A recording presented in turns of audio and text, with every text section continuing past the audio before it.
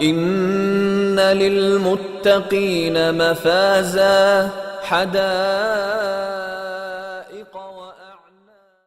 السلام علیکم ورحمۃ اللہ وبرکاتہ۔ اعوذ باللہ من الشیطان الرجیم، بسم اللہ الرحمن الرحیم۔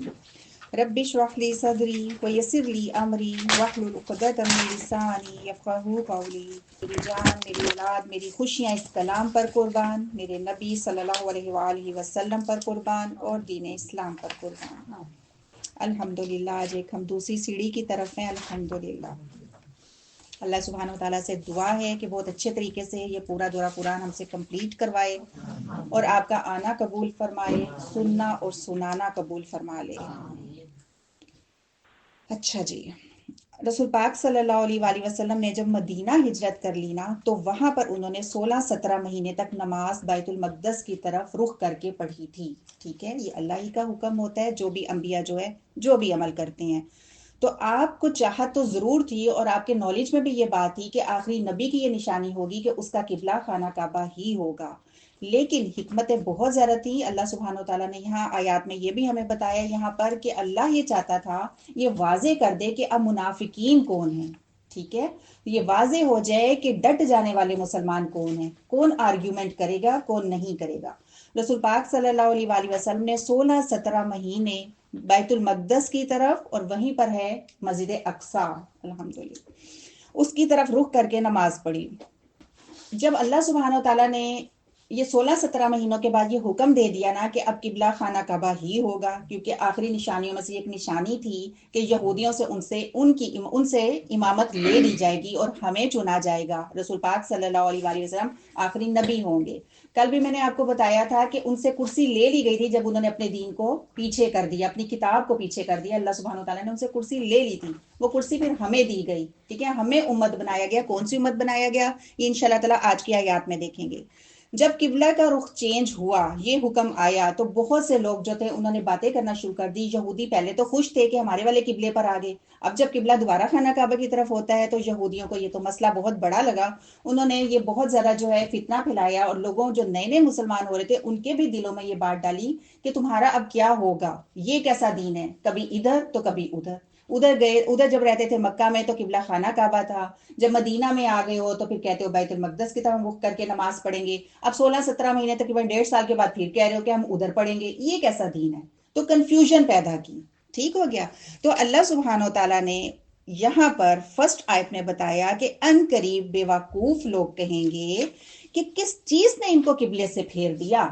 ٹھیک ہے، کیا کہیں گے کہ پہلے ادھر رخ، پھر ادھر رخ، اب پھر ادھر رخ، یہ کیا بات ہوئی؟ ایک تو انہوں نے یہ اعتراض کیا۔ یہاں سے ہمیں کیا میسج ایک ملا جو ہم نے کل پڑھا تھا کہ قرآن نے کہا کہ اس میں کوئی شک کی گنجائش ہی نہیں ہے، بڑی بڑی باتیں چھوڑو، چھوٹی سی بھی شک کی گنجائش نہیں ہے۔ ٹھیک ہے، اللہ سبحانہ وتعالیٰ نے دعویٰ کیا ان کے ساتھ کہ کوئی ایک سورت، پھر ایک جگہ پر آتا ہے ایک آیت ہی بنا ڈالو، آج تک کوئی بنا نہیں سکا۔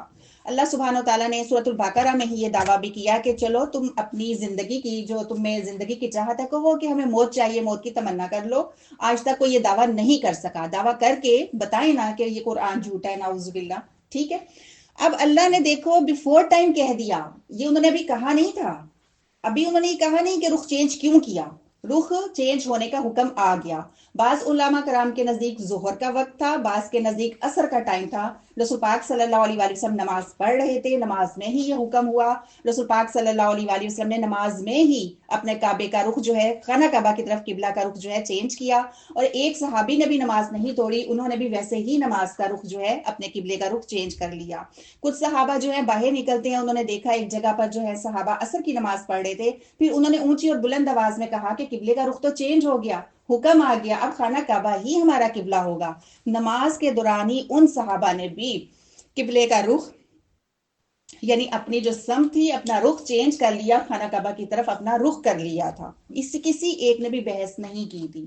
ٹھیک ہے، ابھی یہ حکم تو ان تک محدود تھا، ابھی تو رسول پاک صلی اللہ علیہ وآلہ وسلم تک یہ محدود تھا، ابھی تو صحابہ تک محدود تھا، ابھی کسی نے کہا نہیں تھا، لیکن قرآن کی آیت نے پہلے ہی بتا دیا کہ اب وہ دیکھنا، تم جب رخ چینج کرو گے تو یہ دیکھنا بے وقوف لوگ کہیں گے کیا کہ دیکھو انہوں نے رخ کیوں چینج کر لیا۔ ایک تو اللہ نے وہی جواب دیا جو انہوں نے صحابہ کو نعوذ باللہ بیوقوف کہا تھا. کل بھی اللہ نے کہا تھا نا خبردار تم کان کھول کے سن لو اچھی طرح کہ بیوقوف یہ لوگ ہیں جو باتیں کرتے ہیں، کوئی بھی ان کی باتوں میں نہ آئے. بیوقوف تو وہ جو دین کے بارے میں بات کرتے ہیں، بیوقوف تو وہ ہیں. ٹھیک ہے، یہاں بھی اللہ سبحانہ و تعالیٰ نے ایسے لوگوں کو بیوقوف کہہ دیا جو دین کے حکم پتہ چلتے ہیں اور پھر آگے سے بحث کرتے ہیں ایسا کیوں تو ویسا کیوں.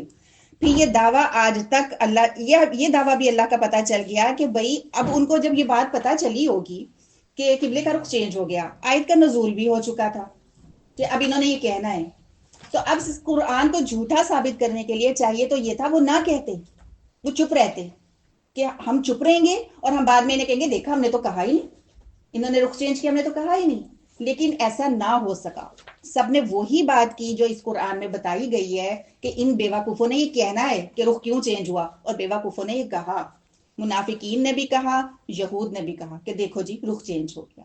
ٹھیک ہے، تو اس سے یہ دلیل بھی ہمیں پتہ چل گئی اس آیت سے. ایک تو یہ دلیل بھی پتہ چل گئی کہ قرآن حق ہے، اس کی ایک ایک بات حق ہے، اس نے جو کہہ دیا وہ سچ ہی ہے. ان کا اتنا بڑا دعویٰ قرآن کر رہے ہیں اور اس قرآن کو جھٹلانے کی خاطر بھی ایک شخص نے کسی کو نہیں سمجھایا کہ چپ رہنا کہنا مت، آیت کا نزول ہو گیا کہ ہم نے یہ کہنا ہے، خاموش رہنا. سمجھ گئے ہو نا اس بات کو. دوسری چیز اس بات سے ہمیں یہ سائڈ سے پتہ چل رہی ہے کہ اللہ سبحانہ و تعالیٰ نے ان سے ایک میڈل، ایک ریوارڈ یا ایک ایوارڈ جو ان کو ملا تھا اللہ نے وہ ان سے لے لیا، پھر ہمیں چنا گیا.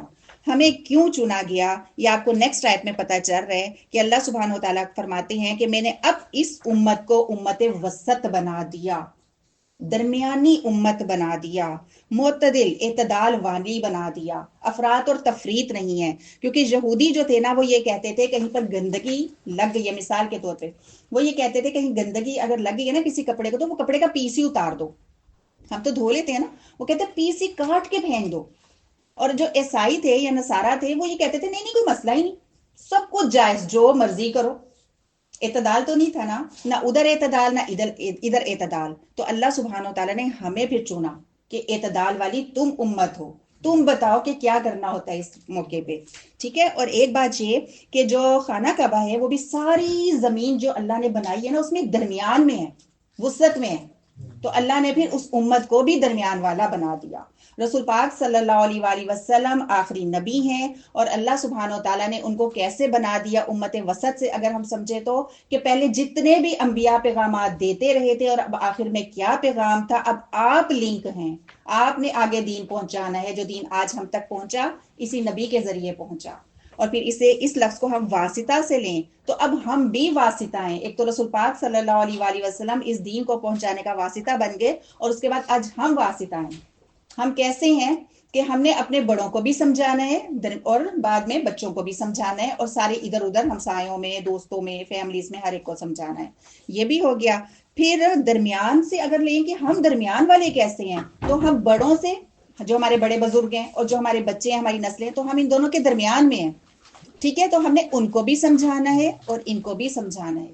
تو اللہ سبحانہ و تعالیٰ نے پیچھے تو یہ بتا دیا کہ اب تمہیں ہم نے چن لیا، قبلہ جو ہے خانہ کعبہ ہی ہوگا، آخری نبی کی نشانیوں میں سے یہ نشانی بھی تھی، اور اس کے بعد اب میں نے تم کو چن لیا، اب دین کا کام تم نے کرنا ہے. اللہ سبحانہ و تعالیٰ نے ان بیوقوفوں کو یہ جواب بھی دیا ہے کہ تم یہ باتیں کرتے ہو کہ بھئی یہ کیوں تو وہ کیوں، کبھی ادھر رخ تو کبھی ادھر رخ. تو اللہ کہتے ہیں کل اے نبی آپ ان کو جواب دے دیجئے. ٹھیک ہے کہ آپ ان کو جواب دے دیجئے کیونکہ ہم نے اب آپ کو چنا ہے. کیا جواب دے دیجئے؟ للہ، محبت سے اور سافٹ انداز میں یہ بولا جاتا ہے، ہم اس کو ہیوی نہیں بولیں گے، پیار سے بتا دیجئے ان لوگوں کو. ٹھیک ہے، شاید پیار کی زبان سمجھ جائیں. للہ، کہ اللہ ہی کے لیے ہے، المشرق والمغرب، مشرق اور مغرب. مشرق مغرب اللہ کا، مطلب شمال جنوب بھی اللہ کا، آسمان بھی اللہ کا، زمین بھی اللہ کی. اللہ کی مرضی، یہی دین ہے.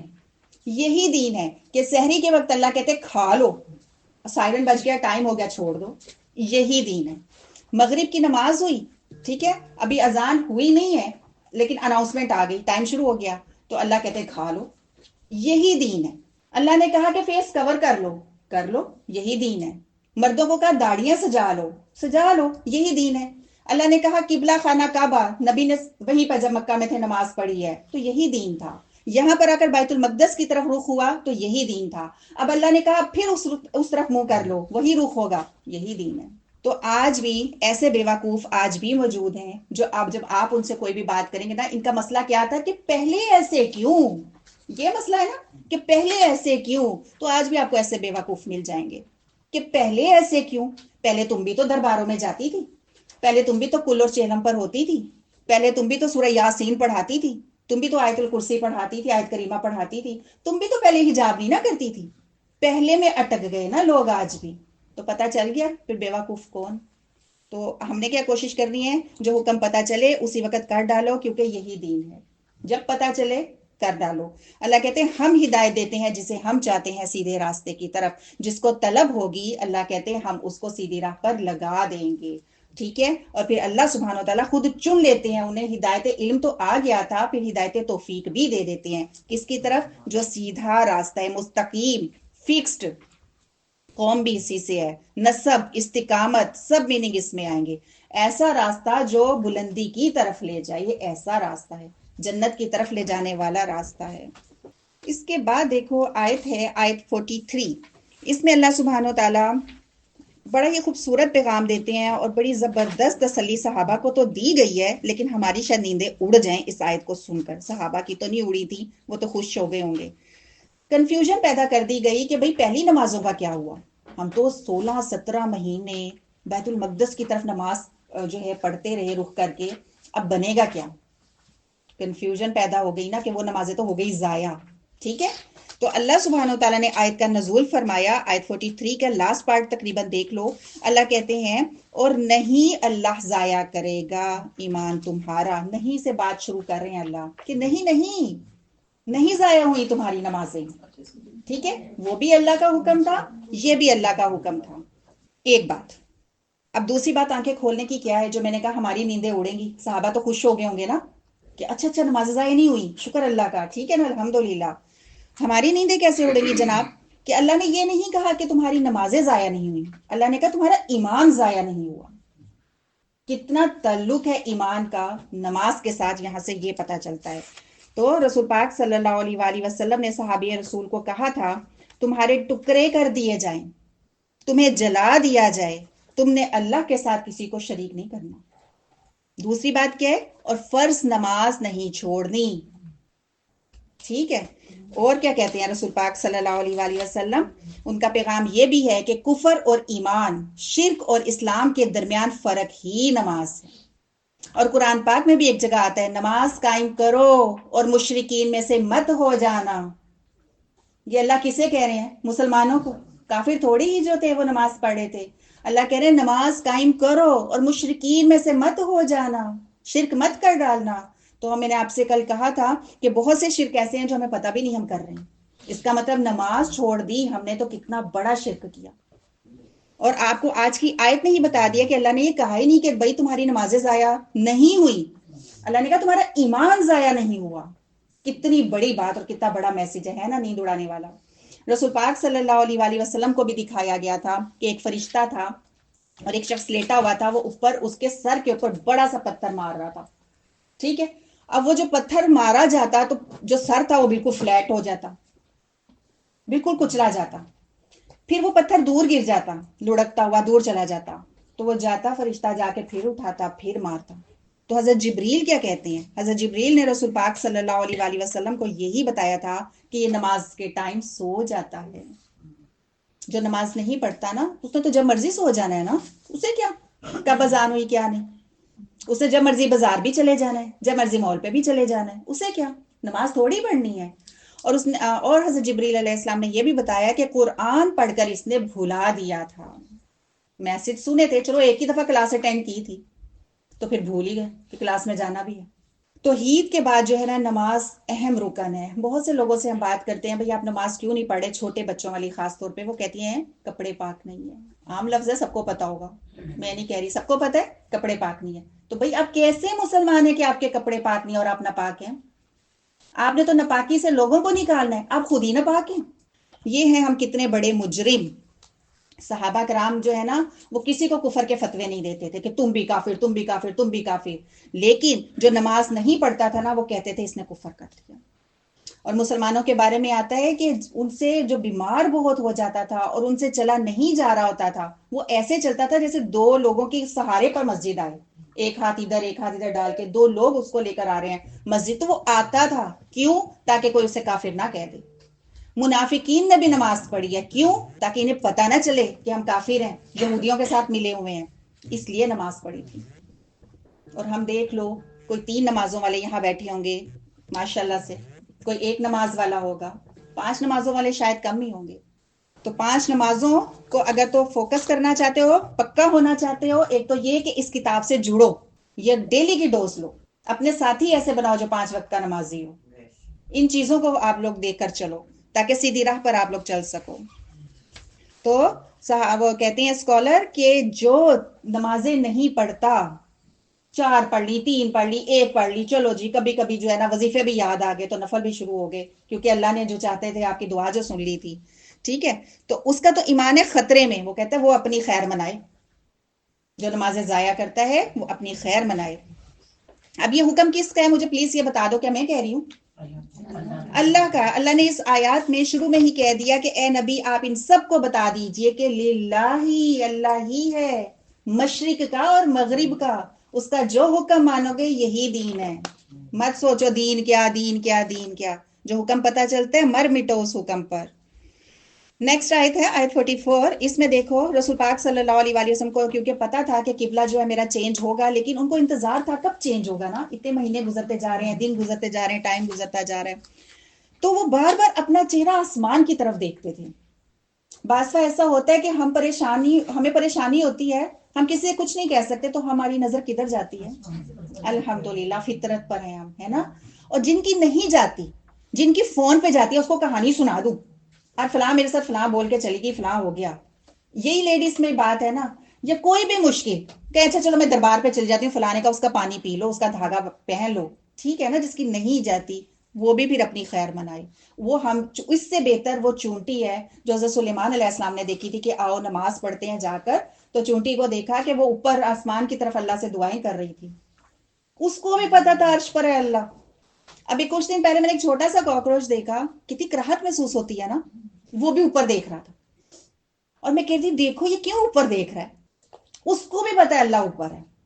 کوئی تک تو نہیں بنتا نا، اللہ نے اس کو ایسے تو نہیں ہماری طرح بنایا نا جسم، وہ کیوں اوپر دیکھ رہا تھا، اسے بھی پتا ہے کہ اللہ اوپر ہے۔ اور ہمیں کیا پتا ہے کہ فلاں کو بتا دو، فلاں کو بتا دو، ہماری مشکل فلاں آسان کر دے گا، وہ کہانی ہم لوگوں کو سنا کے ٹھنڈے ہو کے بیٹھ جاتے ہیں۔ اللہ سبحانہ و تعالیٰ آیت جو ہے 145 میں کہتے ہیں دیکھو اپنی خواہشات کی پیروی مت کرنا۔ دعویٰ تو کر لیا لا الہ الا اللہ، اللہ تو ہی ہے معبود، تیری ہی میں بندی، تیری ہی میں غلام، تو پھر خواہشات کے پیچھے کیوں چلتے ہو؟ حلال اور حرام دیکھتے ہی نہیں ہو، بس کہتے ہو میری مرضی، جو دل کیا میں تو وہی کروں گی۔ سورۃ الفرقان میں بھی آتا ہے کہ کیا آپ نے ایسے شخص کو دیکھا جو خواہش نفس کو معبود بنا لیتا ہے؟ تو اللہ وہاں پر کہتے ہیں کہ کیا آپ اس کے وکیل ہیں، آپ ذمہ داری لیں گے؟ یعنی رسول پاک صلی اللہ علیہ وآلہ وسلم ایسے شخص کی ذمہ داری نہیں لیں گے۔ ابھی ہم نے نمازوں پہ بات کی، نماز جو چھوڑے گا تو نبی کیسے اس کی ذمہ داری لے لیں گے کہ میں شفاعت کر لوں؟ کہنا مانا ہم نے نبی کا، وہ کیسے ہماری شفاعت کر سکیں گے؟ تو یہاں سے آپ کو پتا کیا چل رہا ہے کہ اپنی خواہشات، اگر آپ کو پتا چلتا ہے کہ اللہ کا حکم یہ ہے، دوسرا آپ کا دل چاہ رہا ہے ہائے اللہ میں یہ کر لوں، اور آپ نے وہ کر لیا، تو آپ نے اس وقت معبود بنا لیا خواہشات کو۔ سورۃ الفرقان اس میں ریفرنس میں بتا رہی ہوں کہ آیت آتی ہے وہاں پر کہ آپ نے اس کو الہ بنا لیا، اللہ خود کہتے ہیں، کیونکہ اللہ کو نعوذ باللہ ویلیو نہیں دی، آپ نے اپنے دل کو ویلیو دی، اپنی تمنا کو ویلیو دی ہے۔ آیت ہے 149، اس میں اللہ کہہ رہے ہیں اور جہاں کہیں تم نکلو، جہاں کہیں سے بھی نکلو، جہاں سے نکلو، کلاس روم سے، اپنے گھر سے نکلو، ٹھیک ہے، بازار میں ہو وہاں سے نکلو، تو کیا کرو؟ اپنے چہرے مسجد حرام کی طرف کر لو۔ ٹھیک ہو گیا، قبلہ چینج ہو گیا نا، مسجد حرام کی طرف کر لو۔ ہم کہیں گے ہاں قبلہ چینج ہو گیا، یہ تو وہی آیت ہے، قبلہ چینج ہو گیا، بس جی ٹھیک ہے، تسلی، یہ تو قبلہ چینج ہوا تھا اس پہ آیت ہے، ٹھیک ہے۔ میسج کیا مل رہا ہے جناب، پیغام کیا مل رہا ہے کہ نماز نہیں چھوڑنی، جس جگہ سے بھی نکلو نماز کا وقت ہے تو فوراً اس طرف رخ کرو۔ پیغام اس آیت سے ہمیں یہ دیا جا رہا ہے۔ اب یہ دیکھو रसूल पाक सल्लल्लाहु अलैहि वसल्लम ने जंग में नमाज पढ़ी, सहाबा को भी पढ़ाई थी। जंग, अभी हम देख लें फलस्तीन में, उनकी भी हमने ऐसे वीडियोस देखी ना, मुजाहिदीन की नमाज पढ़ रहे हैं बाजमात, उन्होंने इतने मुश्किल इतने टफ टाइम में नमाज नहीं छोड़ी।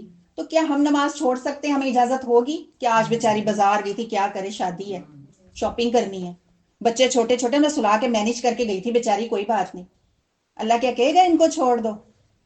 दुल्हा दुल्हन, अगर हम जंगी हालात देखें और उनके मुकाबले में दुल्हा दुल्हन देखें, तो उन्हें तो कोई काम ही नहीं है उस दिन, तो बस बन सवर के बैठ रहे। तो क्या उनको माफी होगी?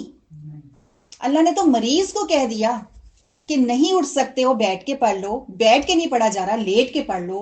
लेट के भी तुम्हारा फेस उस तरफ नहीं हो रहा, किबले की तरफ, तो कोई बात नहीं। आपने क्या पढ़ा शुरू में? लिल्लाहिल मशरिक, अल्लाह ही के लिए मशरिक और अल्लाह ही का है मगरिब, सब कुछ अल्लाह का, तो कोई बात नहीं। नमाज तो अल्लाह के लिए पढ़ रहे हो।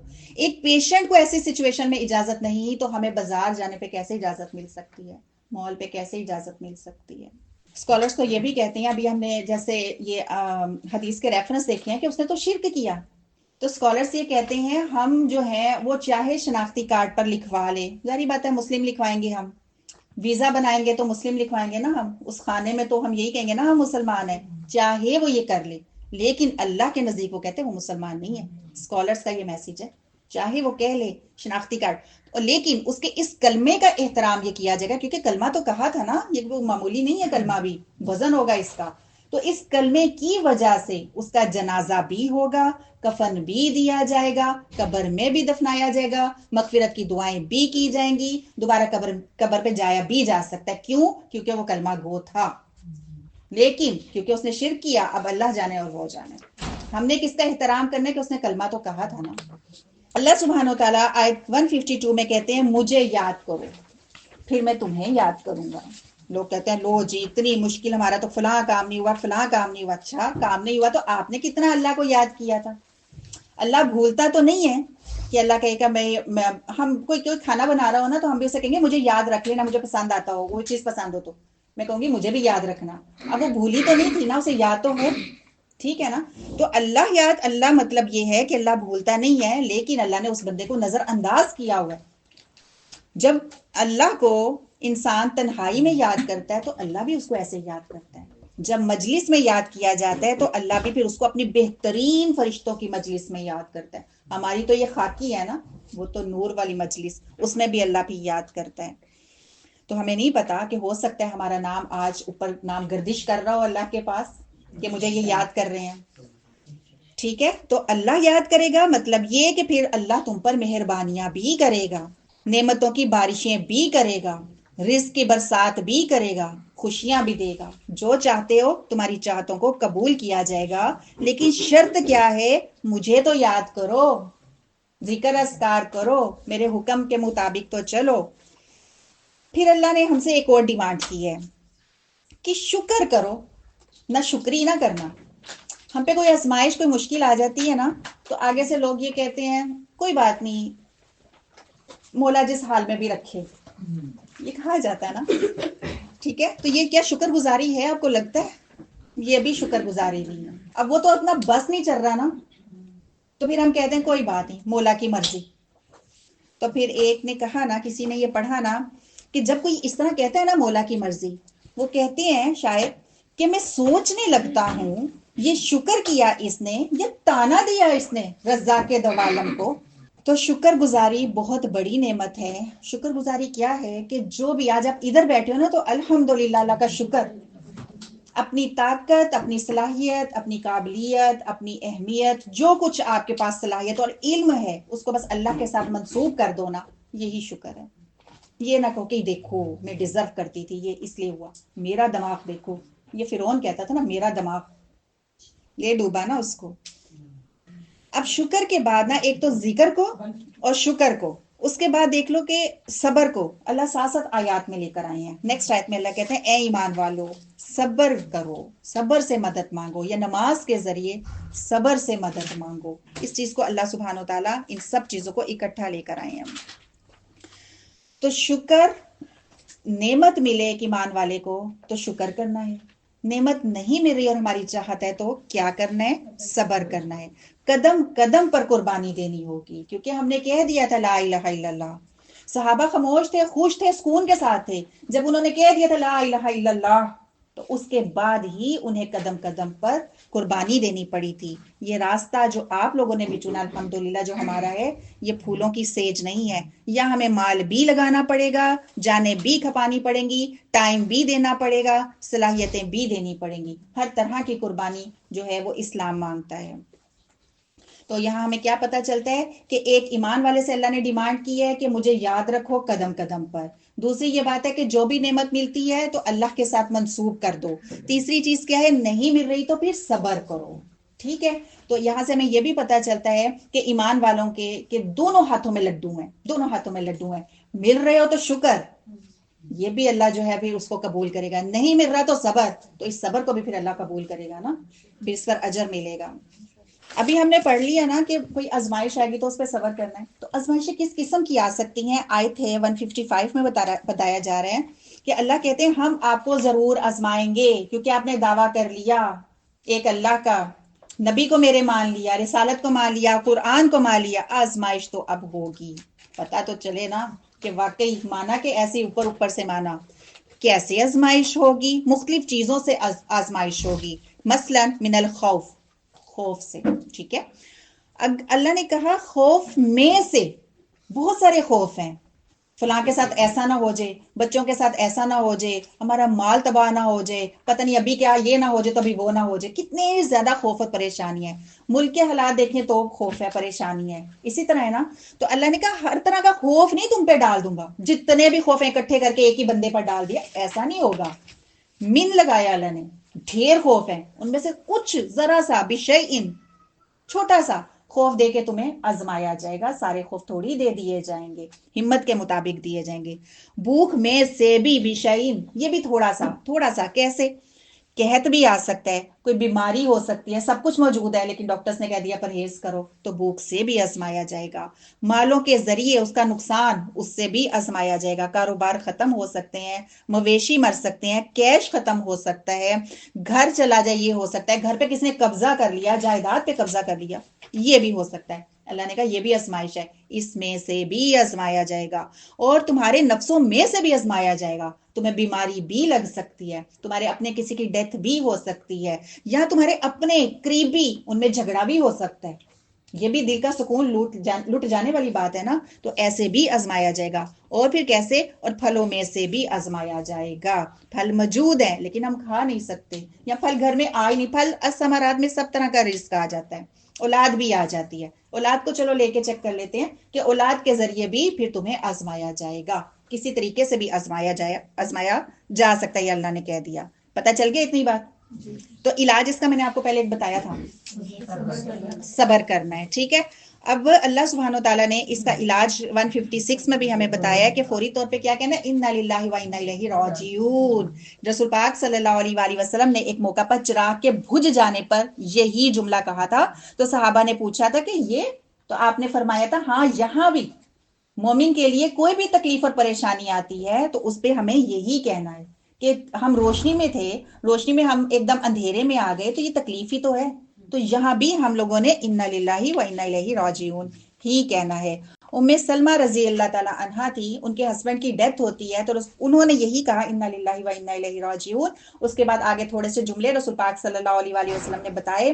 وہ کہتی ہیں میں سوچ نہیں سکتی تھی مجھے اپنے شوہر سے بڑھ کے کوئی ملے گا، لیکن رسول پاک صلی اللہ علیہ وسلم نے اپنی زوجہ بنا لیا تھا انہی الفاظ سے. ٹھیک ہے، اسی طرح ام سلیم کے بارے میں آتا ہے کہ ان کے بیٹے کی ڈیتھ ہو گئی اور انہوں نے اپنے شوہر کو نہیں بتایا کہ بچے کی ڈیتھ ہو گئی ہے. اس کی سانس ٹھیک نہیں آ رہی تھی. ان کے ہسبینڈ نے آ کے پوچھا بچے کی سانس کیسی ہے، تو انہوں نے آگے سے کہا ٹھہر گئی ہے. مطلب کیا تھا؟ ڈیتھ ہو چکی ہے، لیکن انہیں شو نہیں کیا، پھر جھوٹ بھی نہ اور بات بھی کر دی کہ ٹھہر گئی ہے. ان کو کھانا دیا، انہوں نے آرام سے کھانا کھایا. اس کے بعد میاں بیوی کا جو تعلق ہوتا ہے وہ بھی قائم کیا گیا، انہوں نے ان کو شو نہیں کیا. اس کے بعد انہوں نے اپنے ہسبینڈ کو بتایا کہ اگر کوئی اپنی چیز آپ کو دے اور وہ لے لے تو آپ دیں گے واپس؟ کہتے ہاں جس کی چیز ہے اسے تو دینا ہی ہے نا، اس کا حق بنتا ہے. تو تب انہوں نے بتایا کہ آپ کا بچہ جو ہے اب نہیں ہے، اس دنیا میں نہیں ہے. تو پھر جو صحابی رسول تھے انہوں نے یہی جملے کہے تھے انا للہ و انا الیہ راجعون. تو یہاں سے ہمیں کیا پتا چلا؟ یہاں سے ایک تو یہ پتا چلا کہ کوئی بھی مشکل آنی ہے سب سے پہلے یہ الفاظ پڑھو. یہ الفاظ میرے خیال اپنے گھروں میں بھی بتا دو. کوئی گر گیا، آپ نے کہا انا للہ و انا الیہ راجعون، تو ہمیں جوتا بھی پڑھ سکتے ہیں وہ فوت ہو گیا، کیونکہ ہمیں تو یہی پتا کسی کی ڈیتھ ہوگی، ہم نے یہی پڑھنا ہے نا. اس لیے جا کے سب سے پہلے تو یہ گھر میں بتا دو کہ کچھ بھی مسئلہ ہوگا بھائی میں یہ کہہ سکتی ہوں، ٹھیک ہے، تاکہ مار نہ پڑے. دوسری چیز ہم نے ایک تو یہ، دوسری چیز کیا ہے کہ شور نہیں مچانا، ہائے یہ ہو گیا، ہائے وہ ہو گیا. پھر کیا ہے کہ چہرے سے بھی پتا نہ چلے. دلیل کیا ہے؟ ام سلیم کی دلیل ہے کہ انہوں نے گیس ہی نہیں ان کے ہسبینڈ کو ہوا کہ ہوا کیا. تو ہم اب اپنے آپ کو چیک کریں کہ ہم بیمار ہوتے ہیں، شوہر کے آنے کے ٹائم پہ بعض عورتیں بیمار ہو جاتی ہیں، ہے نا، تھوڑے بہت نخرے شخرے ہو جائیں. تو یہ ہم نے انہی آیات سے سیکھا ہے کہ ہمارے چہرے سے ہمارے ہسبینڈ کو بھی نہیں پتا چلنا چاہیے کہ ہماری طبیعت ٹھیک نہیں ہے. آپ لیٹی ہوئی ہیں تو آپ اٹھ کے بیٹھ جائیں، کیونکہ گھر کے کام کر ہی لیے تھے نا رو رو کے، تو اس وقت بھی تھوڑے ٹائم ان کو ریلیکس کر دیں. وہ بیچارہ تھکا ہوا آئے گا آگے سے مزید آ کے وہ اور تھک جاتا ہے. تو یہ صحابیہ کون تھیں اور یہ صحابہ کون تھے جنہوں نے اتنی مشکلات کو فیس کیا لیکن کسی کو فیل نہیں ہونے دیا؟ ابھی دیکھ لو فلسطین، ہمیں تو دور جانے کی ضرورت ہی نہیں ہے، ہم تو ایسے ہی بدر کے میدان میں بیٹھے ہیں، ایسے ہی لگتا ہے ہمیں. تو یہ کہاں سے انہوں نے سب کچھ سیکھا تھا؟ ان کے ٹیچر کون تھے؟ رسول پاک صلی اللہ علیہ وآلہ وسلم تھے. ان کا مدرسہ کون تھا؟ مسجد نبوی ان کا مدرسہ تھا. یہ کسی بڑی بڑی یونیورسٹیز کالجز میں یہ لوگ نہیں گئے تھے. اب آپ لوگ صبر کرو، ہم صبر کرتے ہیں، بھائی مشکل آیا کیا کریں، صبر کریں، ہم نے سیکھ لیا، اللہ نے کہا ہے ہمیں اس کا اجر ملے گا. ٹھیک ہے، تو اجر کیا ملے گا؟ آیت ہے 157، اللہ کہتے ہیں یہی لوگ ہیں ان پر صلوات، ایک صلاح یا صلات نہیں، ڈھیر ساری جمع، ڈھیروں نعمتیں ملیں گی من ربہم، اپنے رب کی طرف سے ملیں گی. ایسے ایسے راستے بنتے چلے جائیں گے نا جو انسان خود چاہتا ہے، ایسی ایسی نعمتیں ملیں گی جو انسان چاہتا ہے. اس کو مغفرت بھی ملے گی، اسے نیکیاں کرنے کی توفیق بھی ملے گی. شرط کیا ہے پیچھے؟ صبر. رحمہ، اور اللہ کی رحمت بھی ملے گی. یہ تو خاص قسم کی رحمت ہے. ایک رحمت تو اللہ نے ہر ایک انسان کو کی، کافروں پر بھی رحمت کر دی، کھا پی رہے ہیں، موجیں کر رہے ہیں، بیمار بھی نہیں ہوتے ہیں تو ٹھیک بھی ہو جاتے ہیں. ہمارے ساتھ بھی ایسے ہے. ایک ہوتی ہے خاص قسم کی رحمت. حضرت ابراہیم علیہ السلام کو آگ میں ڈالا گیا تو آگ کیسے ٹھنڈی ہو گئی تھی نا، خاص اللہ کی وہ رحمت تھی. تو اللہ پھر خاص رحمت بھی دے گا. اور پھر یہ لوگ ہیں کون؟ اللہ کہتے ہیں یہ ہیں ہدایت پانے والے. کل بھی ہم نے پڑھا تھا نا، ہدایت اور علم میں فرق ہے. ہم سمجھتے شاید ایک ہی چیز ہے. آپ نے کل پورا پارا پڑھ لیا، اس کے بعد اگر ابھی تک آپ نے اپنا عمل نہیں بدلا تو آپ نے جناب علم لی ہے، وہیں پہ کھڑے ہو، وہیں پہ کھڑے ہو، ہدایت کی طرف نہیں آئے ہو. یہ اللہ ان کو ہدایت کیوں کہہ رہے ہیں؟ ان کو آزمایا گیا ہے ان چیزوں سے. ٹھیک ہے، انہیں خوف سے آزمایا گیا، بھوک سے آزمایا گیا. ساری چیزیں اکٹھی فلسطین میں آ گئی ہیں، کسی ایک چیز سے نہیں انہیں آزمایا گیا. انہیں خوف بھی تھا، یہاں سے بوم، وہاں سے وہ، بھوک بھی تھی، مالوں کا نقصان ان کا ہوا، اپنی جانیں ان کی گئی، اولاد ان کی گئی. کھا گئے نا یہودی سب کچھ ان کا، ان کی خوشیاں بھی کھا گئے، بزرگوں کو بھی کھا گئے، بچوں کو بھی کھا گئے، عورتوں کو بھی کھا گئے، سب کچھ کھا گئے. لیکن انہوں نے کیا کیا؟ صبر کیا. اور صبر کا رزلٹ جو ہے انشاءاللہ تعالی ہم اگر آج دنیا میں نہیں اتنا دیکھیں گے تو قیامت والے دن تو ان کو ملے گا ہی ملے گا. ٹھیک ہے، آخرت میں تو ان کا مل گیا، جو دنیا سے چلے گئے شہید ہو گئے ان کو وہ تو مل گیا. اتنا ذرا مل گیا کہ دیکھو آپ آیت 154 میں اللہ کہتے ہیں خبردار ان کو یہ مت کہنا وہ مردہ ہے. آیت 154 میں اللہ ہمیں روک رہے ہیں کہ خبردار مت کہو وہ زندہ ہیں. تمہیں نہیں پتا کیسے زندہ ہیں، لیکن اللہ کے نزدیک وہ زندہ ہے. اور جنہوں نے دین نہیں سیکھا اس کے بارے میں قرآن کہتا ہے یہ مردہ، چلتی پھرتی لاشیں. اس کے بعد اللہ نے نا آیت 155 میں صابرین کو ایک اور بات بھی کہی ہے. کیا کہی ہے بھلا؟ کہ خوشخبری دے دیجئے ان صبر کرنے والوں کو. اگر آپ کو دنیا میں وہ چیزیں نہیں نظر آتی جو آپ چاہتے ہو تو آخرت میں اللہ کہتے ہیں اس سے بڑھ کے آپ کو ملیں گی. اللہ نے یہ نہیں کہا حجاب کرنے والوں کو خوشخبری دے دیجئے، یہ نہیں کہا اللہ تعالیٰ نے. ٹھیک ہے، مردوں کو بھی نہیں کہا کہ داڑھی رکھی ہوئی ہے واہ جی واہ ان کو تو خوشخبری دے دیجئے، نہیں، صبر کرنے والوں کو خوشخبری دے دیجئے. یہ جو حجاب بھی کرو گے یہ بھی صبر ہی ہے، اس پہ بھی باتیں سننے کو ملیں گی. پھر آگے گرمی آئے گی، پسینہ بھی آئے گا، پھر کیسے صاف کرتے ہو پسینہ؟ کرتے ہو نا. تو یہ کیا ہوگا؟ پھر ان کو خوشخبری بھی ملے گی، ٹھنڈی ہوائیں، قبر میں جاتے ہی کھڑکی کھل جائے گی جنت کی. یہ تھی جو اللہ نے چھوٹی سی ایک لسٹ بتائی تھی نا، یہ ہے نفس پہ صبر کرنا. انسان ذہنی طور پہ بھی پریشان ہے، ایک ہے فزیکلی جسمانی طور پر، وہ اللہ نے آگے مثال بیان کی ہے، آیت ہے 158، حضرت ہاجرہ کی مثال بیان کی ہے۔ صفا اور مروہ کا اللہ نے یہاں پر ذکر کیا۔ حضرت ہاجرہ تو بیک گراؤنڈ میں موجود ہے، لیکن اللہ صفا اور مروہ کی بات کرتے ہیں کہ یہ دیکھو یہ اللہ کی نشانیوں میں سے ہے۔ اللہ نے صفا اور مروہ، جہاں حضرت ہاجرہ بھاگتی ہیں، دوڑتی ہیں اپنے بیٹے کے لیے، اللہ ان کو کہتے ہیں یہ تو میری نشانی ہے، میری بہت سی نشانی ہے اور ان میں سے یہ میری نشانی ہے، اس کو دیکھتے ہی تمہیں رب یاد آ جائے گا۔ حضرت ہاجرہ کے بارے میں آتا ہے کہ مصر کے بادشاہ تھے، مصر کا بادشاہ، اس نے حضرت ہاجرہ کو گفٹ کیا تھا حضرت سارہ کو۔ حضرت سارہ نے خود حضرت ابراہیم علیہ السلام کی جو ہے ان سے شادی کروا دی تھی، ٹھیک ہے۔ اللہ سبحانہ و تعالیٰ نے اکلوتا بیٹا بڑھاپے میں ملتا ہے، تو اللہ نے کیا حضرت ابراہیم علیہ السلام کو حکم دیا کہ جاؤ ان کو صحرا میں چھوڑو، مکہ میں چھوڑو۔ کل ہم نے کیا پڑھا تھا، فَأَتَمَّهُنَّ، انہوں نے فوراً ہی کر دیا، اللہ کہتے تمام کام کر دیے، پورا کر دیتا تھا۔ وہ لے گئے اپنی مسز کو بھی اور اپنے بیٹے حضرت اسماعیل علیہ السلام کو۔ حضرت ہاجرہ پوچھتی ہیں کہ کیوں چھوڑ کے جا رہے ہیں، انہوں نے جواب نہیں دیا، انہوں نے ایک دو دفعہ پوچھا، پھر انہوں نے ہی کہا کہ اللہ کا حکم ہے۔ حضرت ابراہیم علیہ السلام نے کہا جی اللہ کا حکم ہے، اتنی سی بات کی ہے۔ حضرت ہاجرہ نے آگے سے کہا اللہ بھی ہمیں کبھی ضائع نہیں کرے گا، یہ ان کا ایمان تھا، اور اس ایمان کی وجہ سے جہاں وہ دوڑی اللہ نے کہا تم بھی دوڑو۔ یہاں پر صحیح کرنا واجب ہے۔ رسول پاک صلی اللہ علیہ وآلہ وسلم کے بارے میں آتا ہے کہ انہوں نے، وہ یہاں پر جب صحیح کر رہے تھے نا، تو ان کا جو لباس ہے وہ ادھر ادھر ہو رہا تھا، کیونکہ مرد بھاگیں گے تو ایسے ہی ہوگا نا، احرام جو ہے تو ادھر ادھر ہو رہا تھا، تو لیکن انہوں نے اس چیز کی نہیں کی تھی، ٹینشن نہیں لی کہ میرا یہ جو احرام ایسے ہو رہا ہے۔ انہوں نے لوگوں کو کہا دوڑو لوگو دوڑو۔ کیوں دوڑو؟ کیونکہ حضرت ہاجرہ دوڑی تھی۔ مختصر یہ کہ حضرت ہاجرہ یہاں پر کیوں دوڑی تھیں کہ ان کے بیٹا چھوٹے سے پانی کا بیگ تھا ان کے پاس، وہ پانی ختم ہو جاتا ہے، اب وہ بچے کو پانی کہاں سے پلائیں، ماں تھی، ہمیں جو تکلیف ہے ہم وہ برداشت کر لیتے ہیں، ہم بچوں کی تکلیف برداشت نہیں کر سکتے۔ بچوں کو بے شک فیل نہ ہو رہا ہو، ابھی کہا ہے نا صبر پہ پڑا، بچوں کو محسوس بھی نہیں ہوتا ہوگا کہ ہم دل سے کتنے بچوں کے معاملے میں پریشان ہیں۔ اب بچے جب کھانے میں بھی کہتے ہیں ہم نے نہیں کھانا تو اصل میں ماں کو ہی پریشان کر رہے ہوتے ہیں، انہیں پتا ہوتا ہے کہ ماما ٹینشن لے گی، اب ہمیں آپشن بھی دیں گی کہ یہ کھا لو، ٹھیک ہے نا۔ اب حضرت ہاجرہ سے تو برداشت، خود بھی تو پیاسی ہوں گی نا، لیکن وہ اپنی پیاس کے لیے نہیں بھاگی تھی، وہ اپنے بیٹے کے لیے بھاگی تھی۔ 7ویں چکر میں ادھر جا رہی ہیں ادھر جا رہی ہیں، 7ویں چکر میں انہوں نے دیکھا بیٹے کی آواز نہیں آ رہی ہے، انہوں نے پیچھے گھبرا گئی کہ کیا ہوا، انہوں نے پیچھے جب مڑ کے دیکھا تو ایک فرشتہ پاس کھڑا تھا، انہوں نے چشمہ وہاں پر بہا دیا تھا۔ یہ پریشان ہوگی پانی دیکھ کر کہ ایسا نہ ہو پانی ایک دم نکلا ہے تو ختم ہو جائے، کہتے زمزم کا مطلب ہے رک جا، ایک دم ان کی زبان سے نکلا زمزم، پانی وہی رک گیا۔ رسول پاک صلی اللہ علیہ وآلہ وسلم کہتے ہیں اگر یہ نہ کہتی زمزم تو پانی کا دریا جاری ہو جاتا۔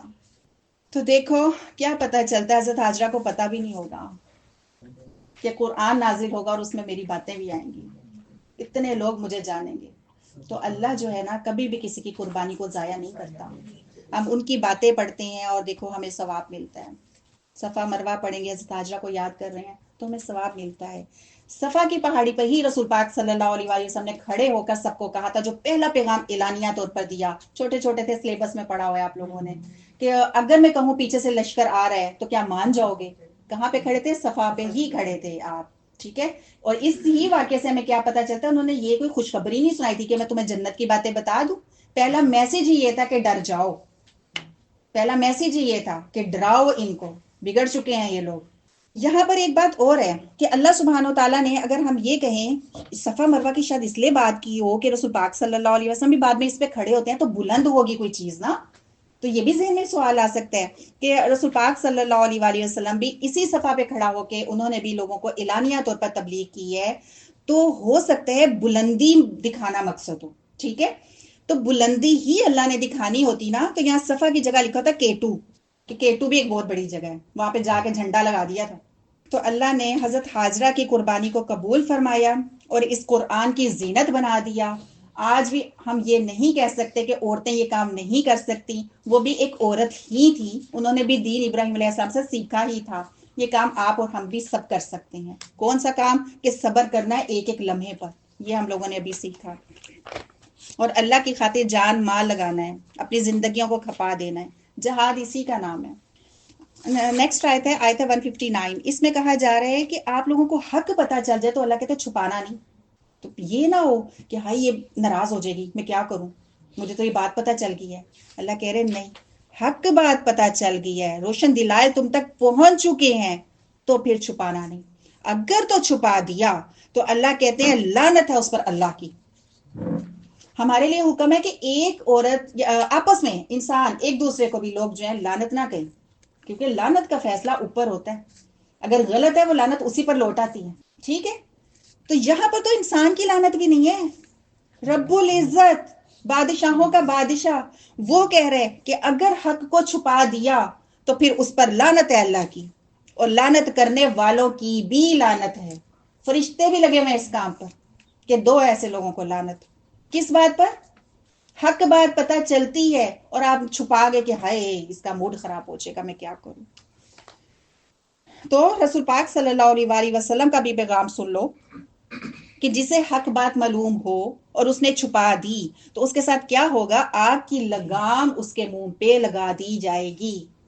آگ کی لگام جانور پہ کیسے لگام لگی ہوتی ہے، منہ میں ڈالی ہوتی ہے، وہ آگ کی لگام لگی ہوگی.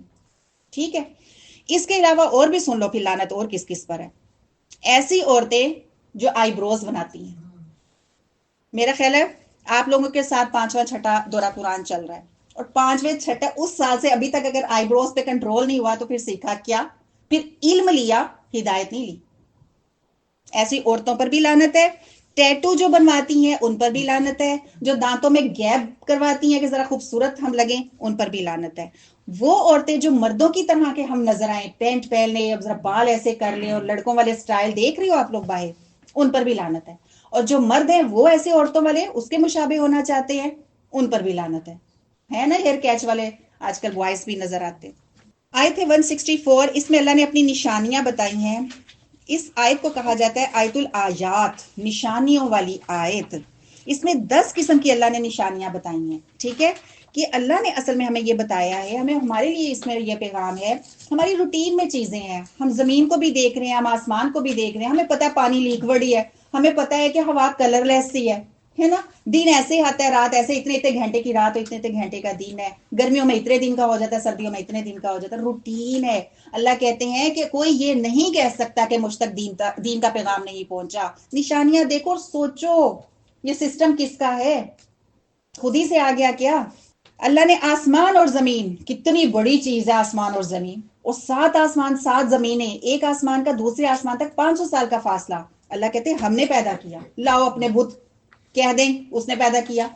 ہم مسلمانوں کو لاؤ بابا جی، کس بابا جی نے اس کو پیدا کیا. رات اور دن کے رات جو دن ہے نا اس میں ایک خاص قسم کی رونق ہوتی ہے، اور رات جیسے جیسے جتنی مرضی رونق کر لو، رات کے ٹائم رات ہی ہوتی ہے نا. یہ اللہ نے خاص قسم کا اس رات اور دن کو بنایا. کون دے رہا ہے یہ؟ اللہ کہتے ہیں ہم.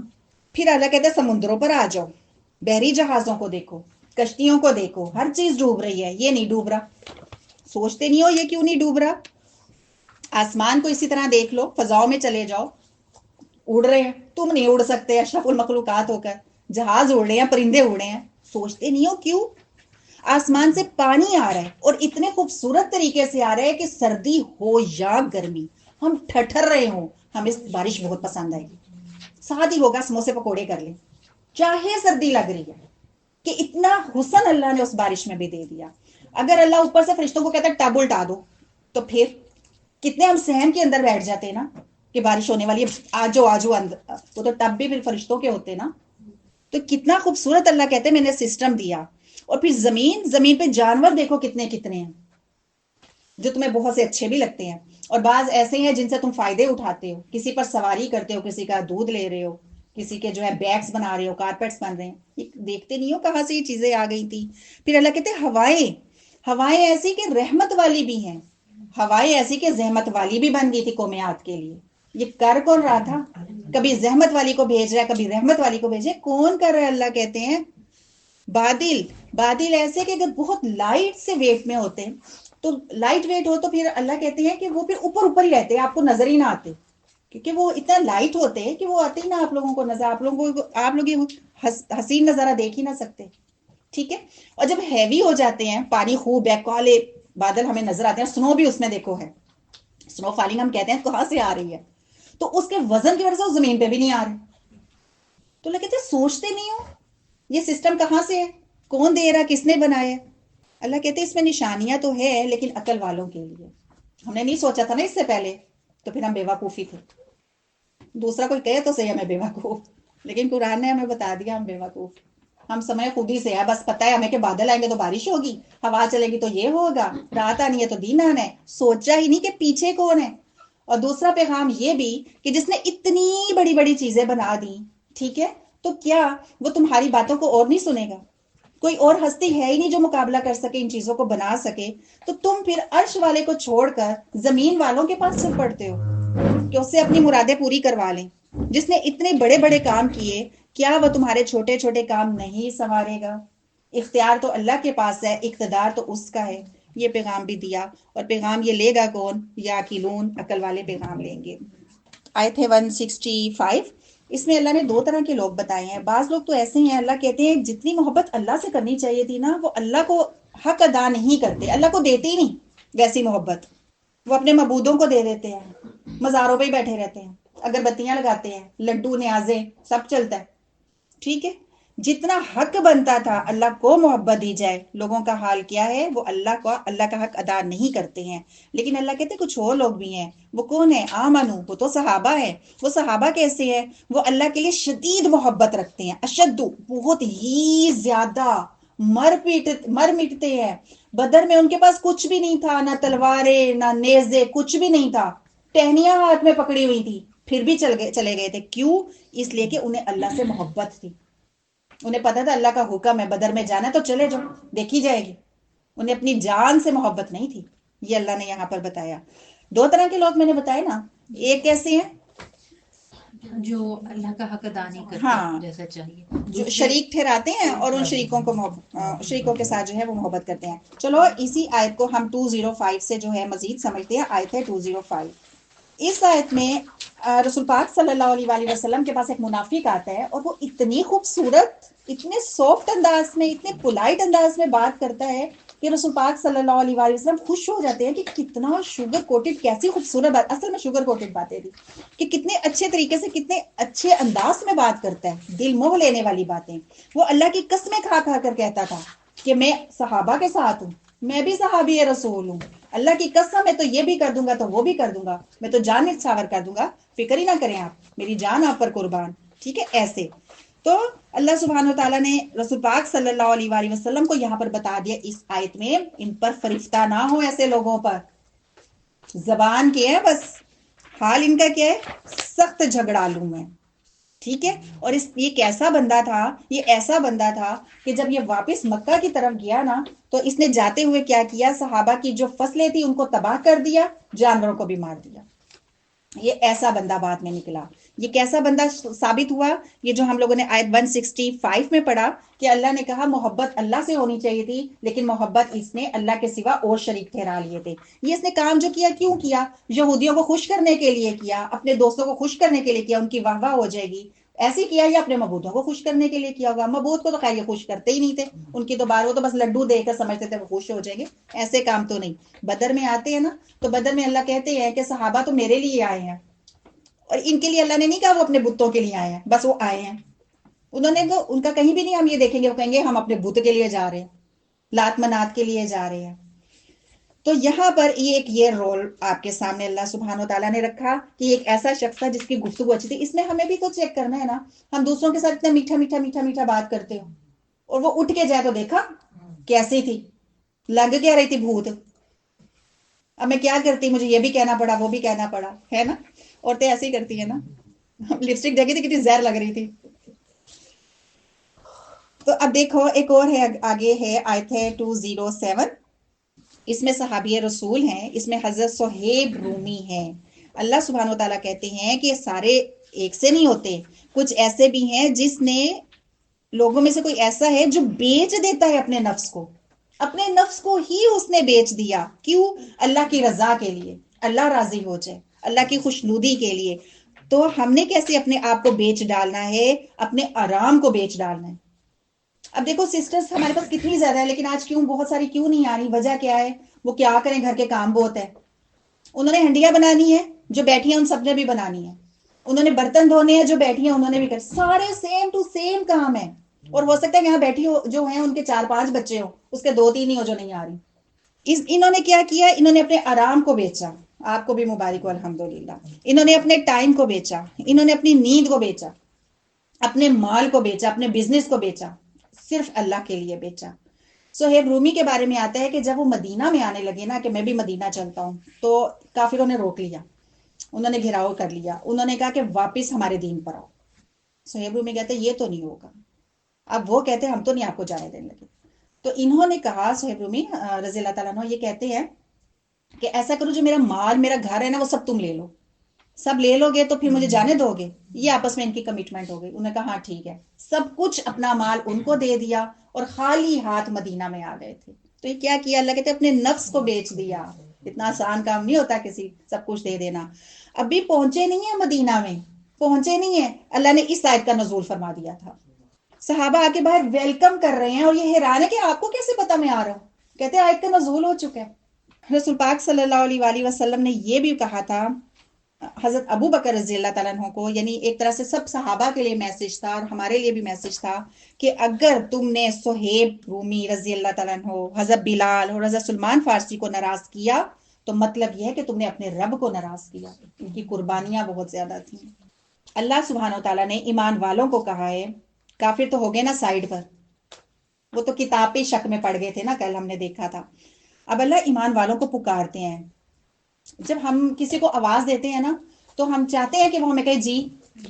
ہمیں غصہ آتا ہے آواز نہیں سن رہی تھی میری، اور پھر آواز سنانے کے بعد جو کہنا ہوتا ہے نا وہ ہم کہتے ہیں وہ کرے بھی. صرف آواز تھوڑی سنانی تھی ہم نے. جب میں نے اپنی بیٹی یا بیٹے کو بلایا ہے اور پھر میں اسے جو کہہ رہی ہوں میں کہوں گی وہ کرو، نہیں کرو گے تو کیا ہوگا، غصہ آئے گا. تو اب اللہ کو کیا غصہ نہیں آئے گا؟ پھر بھی اللہ ہمیں دیے جا رہے ہیں. ہم تو بچوں کے ساتھ پابندیاں لگا دیتے ہیں، دیکھنا پھر میں یہ بھی کر دوں گا، میں نے نہیں تمہیں دینا موبائل اپنا، جاؤ پھر. یا ایھا الذین آمنو، اللہ تمام ایمان والوں کو پکار رہے ہیں ہمیں. تو مطلب کیا، ہم کہیں لبیک، اللہ جو حکم ہم کریں گے. حکم کیا ہے؟ داخل ہو جاؤ سارے کے سارے اسلام میں. کناروں پہ کیوں کھڑے ہو؟ جو آسان لگتا ہے وہ لے لیتے ہو، جو مشکل لگتا ہے وہ چھوڑ دیتے ہو. آئیے میں کیسے کروں، یہ تو زیادہ مشکل ہے، نہ ادھر کے ہو نہ ادھر کے ہو، سب کے سب پورے کے پورے اسلام میں داخل ہو جاؤ. ہمیں کنارے کب پسند ہے؟ پیزا کے کنارے سائڈ پہ کر دیتے ہیں کنارے، تو ہم روٹیوں کے بچے کنارے سائڈ پہ کر دیتے ہیں. درمیان کی چیز ہم بھی پسند کر رہے ہوتے ہیں. تو کنارہ کس کو پسند ہے؟ ہمیں نہیں پسند. تو اللہ کو ایسا کنارہ پسند ہوگا کہ سائڈ پہ کھڑے ہوئے ہیں. اور سائڈ پہ کھڑے ہوئے یہ دروازے میں اگر آپ ادھر سائڈ پہ کھڑے ہو جاؤ گے نا، یعنی نہ ادھر نہ ادھر، ایسے ہی کھڑے ہو تو دروازے میں ہی آ جاؤ گے. ایک جو اپنی ٹانگ ہے گاڑی سے لٹکا لو اور گاڑی چلاؤ، رہو گے؟ نہیں بچے گا کچھ بھی. تو ایسے انسان کا نہیں بچے گا جو کنارے پہ کھڑا ہے، جسے مشکل لگ رہا ہے، جو دنیا بھی چاہ رہا ہے اور آخرت بھی چاہ رہا ہے، دو کشتیوں کا سوار ہے. تو یہاں پر ادخلو، پورے کے پورے داخل ہو جانا. اللہ کہتے ہیں ہم سے کہ سبمٹ کروا دو اپنا آپ. اس میں خیالات بھی ہمارے آ جاتے ہیں، اس میں ہمارے نظریات بھی آ جاتے ہیں، اس میں ہمارا علم بھی آ جاتا ہے، اس میں ہمارا گھر بھی آ جاتا ہے، ہماری خوشی غمی بھی آ جاتی ہے، ہمارے طور طریقے بھی آ جاتے ہیں، ہمارے سب معاملات آ جاتے ہیں. ہمارا کاروبار کیسا ہے کہ اللہ کے حکم کے مطابق ہے، ہماری سیاست آ جاتی ہے، ہماری ریاست آ جاتی ہے، ہماری عدالت بھی آ جاتی ہے. سارا پیکج اللہ نے بتا دیا اتنے سے الفاظ میں کہ ایسے پورے کے پورے داخل ہو جو کہ ہر معاملہ اللہ کے حکم کے مطابق ہو. زندگیوں کو اپنے مختلف انداز میں مت بانٹو، تقسیم مت کرو. یہاں پر ہمیں منع کر دیا گیا. اور اگر ہم پھر بھی کریں گے تو اللہ سبحانہ و تعالیٰ نے آگے بتا دیا ہے یہ تم شیطان کے فٹ سٹیپ کو فالو کرتے ہو. ابراہیم علیہ السلام کے فٹ سٹیپ کو فالو نہیں پھر تم نے کیا، اس کے نقش قدم پر پھر تم چلے ہو. اگر پھر بھی ہمیں یہ چیزیں مشکل لگ رہی ہیں تو پھر آیت ہے آیت 10، اس میں اللہ کہتے ہیں پھر کس چیز کا انتظار ہے؟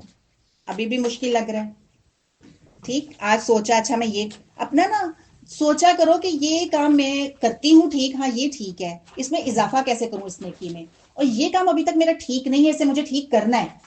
کل پھر ویسے ہی آ جاؤ گے کہ میں تو پرفیکٹ ہوں. آپ نے ایک چیز بھی آج نہ بدلی تو اس کا مطلب آپ کلیم کر رہے ہو کہ میں 100% ٹھیک ہوں. یہی مطلب ہے نا. اب 1.5 گھنٹے کا یہ گھنٹے کا لیسن لیا ہے تو مطلب آپ اپنے آپ کو دیکھو میں کہاں غلط ہوں، مجھے ٹھیک کرنا ہے اپنے آپ کو. نہیں تو فائدہ کیا آپ لوگوں کو سننے کا؟ یہ اللہ کہتے کس چیز کا انتظار کر رہے ہو؟ نہیں بدل رہے ہو ابھی بھی؟ ہر دورہ قرآن میں وہی کہانی سنائی جاتی ہے، وہی واقعات سنائے جاتے ہیں، پھر وہیں کے وہیں ہو، پھر کس چیز کا انتظار کر رہے ہو؟ اگلے دورہ قرآن کا ویٹ نہیں پھر کر رہے ہو، اللہ کہتے وہ پھر اس دن کا انتظار کر رہے ہو جب اللہ خود آ جائے، عدالت لگ جائے، اللہ کے فرشتے آ جائیں، تمہیں گھیراؤ کر لیں، وہ نیچے اتریں، گھیرا ڈالیں تم پر، اس چیز کا انتظار کر رہے ہو؟ پھر کہ تمہارا جو قصہ اس دن اللہ پاک کر دے، اس چیز کا تم انتظار کر رہے ہو؟ تو پتہ کیا چل رہا ہے کہ اس وقت ایمان اور اطاعت کی اس وقت ایمان کی قیمت ہے۔ اس وقت جو ایمان ہے، ابو جہل نے بھی سب کچھ دیکھ لیا ہوگا، اس کا ایمان جو ہے اس وقت حضرت ابو بکر رضی اللہ تعالیٰ عنہ والا ہی ہوگا، حضرت عمر رضی اللہ تعالیٰ عنہ والا ہی ہوگا۔ کیوں؟ کیونکہ اسے سب کچھ دیکھ لیا ہوگا۔ جو حضرت ابو بکر صدیق دیکھ رہے تھے، مان رہے تھے دنیا میں بھی، وہ اس وقت وہ سب کچھ مان جائے گا، ایک برابر ایمان ہوگا۔ اب بھی ڈیمانڈ کی گئی ہے کہ کچھ بھی نہیں دیکھا پھر بھی مانو، ٹھیک ہے؟ تو اس وقت کا ایمان قیمتی ہے، اس وقت کی اطاعت اور اتباع کرنا قیمت رکھتا ہے اور اس کا وزن ہے۔ آج ہی سر جھکانے کی قیمت ہے اور آج ہی سر کٹانے کی قیمت ہے۔ اگر تو ہم اپنی زندگیوں کو آج بھی نہیں بدلتے تو اللہ یہاں پر دیکھ لو، ایک تو بدلتے کیوں نہیں، پہلے تو یہ دیکھ لیتے ہیں نا کہ لوگ بدلتے کیوں نہیں ہیں، وجہ کیا ہوتی ہے؟ آیت 170 میں بتایا جا رہا ہے وجہ۔ وہ کہتے ہیں کہ ہمارے آباء و اجداد، ہمارے بڑے بھی تو یہی کرتے تھے، 11ویں کا ختم وہ دلاتے تھے، تو اب ہم نہ دلوائیں؟ کل اور چیلم تو وہ بھی کرتے تھے، آپ کیسے کہہ رہی ہیں کہ اللہ کا حکم نہیں ہے؟ یہ تو نہیں ہو سکتا۔ تو اللہ کہتے ہیں کہ تمہارے جو بڑے ہیں، تمہارے باپ دادا، وہ عقل چاہے نہ رکھتے ہو پھر بھی چلو گے، انہیں دین کی سمجھ ہی نہ ہو، کیونکہ سارے بڑوں نے تو دین کو نہیں سمجھا اس طرح سے نا، انہیں دورہ قرآن تو نہیں اٹینڈ کیا تھا۔ اللہ کہتے ہیں پھر بھی ان کے پیچھے لگو گے۔ دوسری چیز کیا کہہ رہے ہیں اللہ؟ کہ تمہارے بڑے، تمہارے باپ دادا ہدایت میں نہ ہو پھر بھی چلو گے۔ ہدایت سے مراد ہے کہ انہوں نے یہ علم نہ لیا ہو، نافع علم، پھر بھی تم کہو گے کہ میں نے انہی کے پیچھے چلنا ہے۔ تو ہمارے ہاں بہت سارے جو لوگ ہیں انہوں نے قرآن کو اس طرح سے نہیں سیکھا۔ ہمارے جو بڑے ہیں وہ معصوم ہیں، ہم ان کو نعوذ باللہ مجرم نہیں کہہ سکتے، معصوم تھے، جتنا ان کو پتا چلا انہوں نے کیا۔ تب یہ سہولیات بھی نہیں تھی جیسے آج گلی گلی میں دورہ قرآن کروایا جاتا ہے، قرآن کلاس ہوتی ہے اس طرح سے، پھر نیٹ اتنا جو ہے وہ ایکٹیو ہوا ہے، ہم اس میں سے بھی دین کو سیکھ سکتے ہیں۔ وہ ان کا بھول پن تھا جو انہوں نے کیا، اب وہ تو بھول پن تھا، ہم پھر بھی کرتے جائیں۔ ان کو بچانا ہے، عذاب جاریہ بننا ہے یا صدقہ جاریہ بننا ہے؟ صدقہ جاریہ بننا ہے ہم لوگوں نے۔ تو دیکھو پہلا قتل جو تھا نا وہ قابیل نے کیا تھا اپنے بھائی کا، اب اس کے بعد جتنے بھی قتل ہوں گے وہ قبیل پر ڈلیں گے، شروعات وہاں سے ہو گئی تھی، ٹھیک ہے؟ اب اس کا مطلب یہ کہ ہم اپنے انداز کو نہیں بدلتے، ہم ان چیزوں کو نہیں بدلتے، اپنے انداز کو، اپنے لیونگ سٹائل کو، اپنے لائف سٹائل کو نہیں بدلتے، ہم کہتے ہیں ہم نے بڑوں جیسا ہی کام کرنا ہے، ٹھیک ہے؟ تو اس کا گناہ کس کو گیا؟ کیونکہ ہم تک تو پیغام آ گیا تھا، پھر ہم نے یہی پیغام اپنے بچوں کو بھی سکھا دیا، پھر وہ گناہ کس پہ گیا؟ بڑوں پہ بھی گیا۔ انہوں نے اپنی نسلوں کو پھر وہی سکھایا کیونکہ بڑے وہی کر رہے تھے نا۔ اب یہ دیکھو وہی قبیل والا سین چل رہا ہے کہ بڑوں کے ساتھ کیا مسئلہ، ادھر اندر کیا ہو رہا ہوگا قبر میں، اور ذریعہ کون بنے؟ ہم بنے۔ اور ویسے کہتے ہیں ہماری بڑوں پہ جان قربان۔ تو ان چیزوں کو سیکھنے کے لیے کرنے کا کام کیا ہے؟ اپنے دل و دماغ کی بتی کو روشن کرنا ہے، یہ بتی فیوز ہے، اس کو روشن کرنا ہے۔ بعض لوگوں کے بارے میں اللہ کہتے ہیں آیت 171 میں کافروں کا حال بتایا گیا ہے، ٹھیک ہے؟ اور آج بھی دیکھنا ہے کہ قرآن سے کون متاثر نہیں ہوتا، قرآن سے وہی متاثر نہیں ہوتا۔ اللہ یہاں پہ بتاتے ہیں ان کا حال ایسا ہے جیسے کوئی چرواہا جو ہے نا اپنے جانوروں کو لے کے جا رہا ہے، ٹھیک ہے؟ اب وہ جانوروں کو آواز دے گا نا، مثال سے سمجھا رہی ہوں، تو جانوروں کو کیا پتا، وہ کہہ رہا ہے مالک اس کا لیفٹ ہو جاؤ رائٹ ہو جاؤ، اس کو کیا پتا لیفٹ کیا ہے تو رائٹ کیا ہے، اس کو بس ایک صدا سنائی دے گی، ٹھیک ہے؟ تو ایسا حال ہوتا ہے لوگوں کا، قرآن کی محفل میں ہوتے ہیں سمجھتے نہیں ہیں، بس صدائیں لگتی ہیں۔ منافق موجود تھے محفلوں میں، وہیں پر حضرت عمر رضی اللہ تعالیٰ عنہ بن رہے ہیں، وہیں پر حضرت سلمان فارسی رضی اللہ تعالیٰ عنہ بن رہے ہیں، ہند کیا کچھ نہیں کیا رضی اللہ تعالیٰ عنہا بن گئی تھی اسی محفل میں، اور اسی محفل میں منافق موجود تھے۔ کیوں؟ کیونکہ انہیں بھی بس صدائیں لگتی تھی، پتہ نہیں ایک آواز سی آتی ہے، پتہ نہیں، قرآن دل میں نہیں اتر رہا تھا، ظرف کو بڑا نہیں کیا ہوا تھا انہوں نے اپنے۔ تو ایسے لوگوں سے تو پھر جو ہے وہ جانور اچھے ہیں نا جو وفادار ہیں، ہم کہتے ہیں نا بعض جانور بڑے وفادار ہوتے ہیں، تو ایسے تو مسلمانوں نے یا لوگوں نے تو اللہ کے ساتھ کوئی وفاداری نہیں کی، یعنی ہم سے بہتر تو پھر وہ جانور ہوئے نا جو وفادار ہے۔ اللہ سبحانہ و تعالیٰ نے مختلف جھٹکے دیے. زلزلے کا جھٹکا اللہ دیتا ہے کہ اب پلٹ آؤ. کتنی مشکلات آتی ہیں نا. جنگ دکھا دی اللہ نے کہ ادھر ہو سکتے ادھر نہیں. کتنے جھٹکے اللہ دیتے ہیں نا. لیکن کیا لگا ایسے لوگوں کو, قرآن پھر بھی سمجھ نہیں آیا, بس صدائیں لگیں. اذان کی آواز آتی تھی, بس ایک صدا تھی, نماز کوئی نہیں پڑھی. گدھا بھی ادھر ہی کھڑا تھا, آپ بھی ادھر ہی کھڑے تھے, نماز کے لیے نہیں اٹھے. تو جانور میں اور آپ میں پھر کیا فرق تھا. آیت 173 اس میں اللہ کہتے ہیں شکر کرو ایک چیز. اس کے بعد اللہ کہتے ہیں اگر تم عبادت کرتے ہو. ٹھیک ہے, ہم سورۃ الفاتحہ میں پڑھتے ہیں اللہ نے وہاں پہ پیئر بنایا ہے, ایاک نعبد و ایاک نستعین. عبادت کو کہ پہلے عبادت کرو اور پھر مجھ پہ بھروسہ کرو, مجھ سے مدد مانگو. کتنا زبردست پیئر ہے. یہاں پر پیئر اللہ نے شکر کے ساتھ بنا دیا کہ شکر کرو اگر میری عبادت تم کرتے ہو. تو شکر کرنا یہ بھی عبادت ہی ہے. ٹھیک ہے, سمجھ میں آئی بات. عبادت اگر ہم کر رہے ہیں تو وہ اللہ کا شکر ہی ہے, ہم شکر کر رہے ہیں تو یہ اللہ کی عبادت ہی ہے. دونوں چیزیں اس میں موجود ہیں.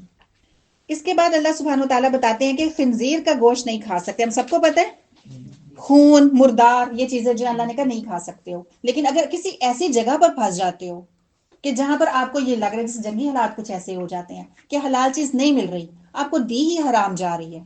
ٹھیک ہے, تو پھر اللہ نے کہا وہ تو تمہاری مجبوری ہے. تمہارے دل میں تڑپ نہیں ہونی چاہیے کہ میں کھا لوں, خوشی کا اظہار بھی نہیں ہونا چاہیے کہ دیکھو میں نے تو یہ کھا لیا. شرمندگی ہونی چاہیے, پریشانی ہونی چاہیے. اس سچویشن کے ساتھ, یعنی اس سچویشن میں تم یہ کھا سکتے ہو لیکن ان فیلنگز کے ساتھ کہ پریشان ہو, ندامت ہے, لیکن کھا لو. تو اس سے پھر اسکالرز یہ کہتے ہیں یہ ایک حرام چیز کو اللہ نے حلال قرار دے دیا. یہی تو دین ہے. ٹھیک ہے, میاں بیوی کا تعلق حلال ہے, اللہ نے رمضان میں کا روزے رکھ کے حرام, اللہ کی مرضی. اتنی چیزیں حلال ہے, اللہ نے کہا نہیں کھانا, اس وقت حرام, روزے میں ہم نہیں کھا سکتے. اب یہاں پر ایک حرام چیز کو اللہ کرے حلال, تو یہی دین ہے جو بس اللہ نے کہا اتنا ہی کرنا ہے, عقل کو سائیڈ پہ رکھنا ہے. ٹھیک ہے, پھر اسکالرز یہ کہتے ہیں بعض جو دوائیاں ہیں نا وہ ایسی ہوتی ہیں کہ پیشنٹ کہتے ہیں نہیں ہم نے نہیں کھانا, پتہ نہیں کیا ملایا ہو, میں تو نیند میں رہتی ہوں, میں بے ہوش رہتی ہوں, پتہ نہیں کیا چیز ہو. ٹھیک ہے, کہتے ہیں وہ چیز حرام ہی ہے, لیکن اس وقت ویسے ہی حلال کر دی گئی ہے ڈاکٹرز کے کہنے پر. اس نے اگر گائیڈ کیا ہے نا کہ پیشنٹ کے لیے ٹھیک ہے, تو جیسے اللہ نے اس وقت تھوڑی سی چیز, تھوڑی مدت کے لیے اس چیز کو اللہ نے حلال کیا, تو وہ دوائی بھی اس وقت حلال ہو جائے گی. اس کے بعد قصور بتایا جا رہا ہے, آج بھی بھولی بھالی عوام کیوں بیچاری جو ہے انہیں دین کی سمجھ نہیں آ رہی ہے. اتنا پیسہ لگا رہے ہیں اپنے خوش کرنے کے لیے, اپنے جو بزرگ بنائے ہوئے ہیں, کتنا پیسہ لگتا ہے. ایسے تھوڑی بزرگ خوش ہو جاتے ہیں, ایسے خوش ہو جاتے ہیں جو دکانوں پہ بیٹھے ہیں چھوٹی چھوٹی. پیسہ لگانا پڑتا ہے, ٹائم دینا پڑتا ہے, ایسا ہی ہے نا, کھانا بھی کھلانا پڑتا ہے, ٹرے بھی سجانی پڑتی ہے. وجہ اللہ بتاتے ہیں اس آیت میں, ایز یہ کون لوگ ہیں, ان کو کہا جاتا ہے, اسکالرز کہتے ہیں علماء سو. ٹھیک ہے, برائی ہو گئی ان سے, کروا دی. انہوں نے کیا کیا, چند پیسوں کی خاطر اپنی آخرت بھی خراب کر دی, لوگوں کی آخرت بھی خراب کر دی. دین کو سمجھتے ہوئے آگے دین کا پیغام انہوں نے نہیں پہنچایا. اب یہاں پر دیکھ لو اس آیت میں, آیت ہے 174, اس میں سوال بن رہا ہے حق کو چھپانے والے کون ہیں. یہاں بتایا جا رہا ہے بے شک وہ لوگ جو حق کو چھپاتے ہیں. حق کو چھپانے والے کون ہیں, تو یہ یہود کے اس دور کے علماء کرام تھے جنہیں پتا تھا رسول پاک صلی اللہ علیہ وآلہ وسلم آخری نبی ہیں, لیکن انہوں نے اپنے لوگوں کو نہیں بتایا تاکہ ہماری واہ واہ ختم نہ ہو جائے. تو یہ اس وقت کے علماء سو ہیں. ٹھیک ہو گیا. دوسری چیز, اب آج بھی یہی چیک کریں نا, کتنے ہی حق کو چھپایا جا رہا ہے نا, بہت سارے حق کو چھپایا جا رہا ہے. تو آنکھیں کھولنے کی یہاں بھی ضرورت ہے. دوسرا سوال یہاں پر یہ ہے کہ کیا ان کو پتہ نہیں ہے, علم نہیں ہے ان کے پاس. دوسرا سوال اس آیت میں ہی جواب موجود ہے. اللہ نے کتاب کو نازل کیا ہے, یعنی کتاب کا ان کو پتا تھا کہ کتاب نازل ہوئی ہے, ان کے پاس علم تھا. انہوں نے پھر اپنی آخرت کیوں خراب کی, انہوں نے لوگوں کی آخرت کیوں خراب کی. یہ ایسے لوگ کیوں ہیں جو آخرت خراب کرتے ہیں. آپ کو اسی آیت میں جواب مل رہا ہے, ثمنا قلیلا, بس تھوڑے سے پیسوں کی خاطر, نظر و نیاز, حلوے کھا لیں, بریانیاں کھا لیں, اس کی خاطر بس, ثمنا قلیلا. چاہے انہوں نے ان کو گاڑی لے دی ہو, چاہے انہوں نے ان کو موبائل لے دیا ہو, زندگی بھی عارضی ہے اور وہ چیز بھی عارضی ہے. وہ چیز بھی خراب ہو جائے گی, ایک وقت آئے گا, اور انسان تو ویسے ہی خراب ہو جائے گا, ایکسپائری ہو جائے گا. اب ان کے ساتھ اللہ کیا ان کو ایسے چھوڑ دیں گے. حق پتا تھا, حق کو چھپا دیا. بھی ہم نے شروع میں پڑھا تھا, اللہ کہتے لعنت ہے ان پر. ٹھیک ہے, فرشتے بھی لعنت بھیج رہے ہیں, سب لعنت بھیج رہے ہیں, ایک جگہ پر تو یہ بھی آتا ہے. تو اللہ آگے بتاتے ہیں ایسے ہی نہیں چھوڑا جائے گا. ان لوگوں کے ساتھ کیا سلوک کیا جائے گا, ان کے پیٹوں میں آگ ہے. جو وہ بریانی کھا رہے ہیں نا, جو نان حلوہ کھا رہے ہیں وہ بظاہر آپ کو لگ رہا ہے، اصل میں تو کیا اپنا پیٹ بھرے آگ کے ساتھ بھر رہے ہیں۔ دوسری بات کیا ہوگی کہ اللہ قیامت کے دن ایسے لوگوں سے کلام بھی نہیں کرے گا۔ کلام سے بعض جگہوں پہ ہم دیکھتے ہیں کہ اللہ ایسے لوگوں سے کلام کرے گا کہ ایسا کیوں کیا، تو مطلب یہ ہے کوئی رحمت والا کلام نہیں ہوگا کہ معذرتیں پیش کر لیں، سوری اللہ ایسے ہو گیا ویسا ہو گیا، تو اللہ کہا ہاں ٹھیک ہے، نہیں، پوچھا جائے گا۔ رحمت والا کلام نہیں ہوگا، چانسز کوئی نہیں ہے، اور نہ ان کو پاک کیا جائے گا، ان کے گناہوں کی بھی کوئی معافی نہیں ہوگی، اور پھر کیا ہوگا، دردناک عذاب ہوگا۔ دیکھو اگر ہم پیٹ والی بات ہی دیکھ لیں نا، پیٹوں میں آگ ہے تو یہ بڑا دردناک عذاب ہے۔ آسان بات ہے پیٹ پہ آگ لگا دینا، اندر ساری آنتیں وغیرہ گل گئی اور پیٹ میں صرف تھوڑی ہی لگی، کہاں کہاں نہ لگی، ٹھیک ہے، لیکن اللہ نے آگے دردناک عذاب بھی کہا ہے، اللہ نے بتایا نہیں اور اس کے ساتھ ہونے کیا والا ہے۔ تو اس آیت سے پتہ کیا چل رہا ہے، اس آیت سے پھر وہی پتہ چل رہا ہے جناب آپ کو کہ آپ کے پاس جو علم آ گیا نا اس کو چھپانا نہیں ہے، جس نے بھی چھپا دیا اس کے ساتھ یہی معاملہ ہونے والا ہے، اس سے یہ پتہ چل رہا ہے۔ ہمارا مشن ہونا کیا چاہیے کہ اللہ کی کتاب اس کو آگے پہنچانا ہے۔ نیکسٹ آیت یہ والی ہے، کون سی والی ہے، آیت ہے 177۔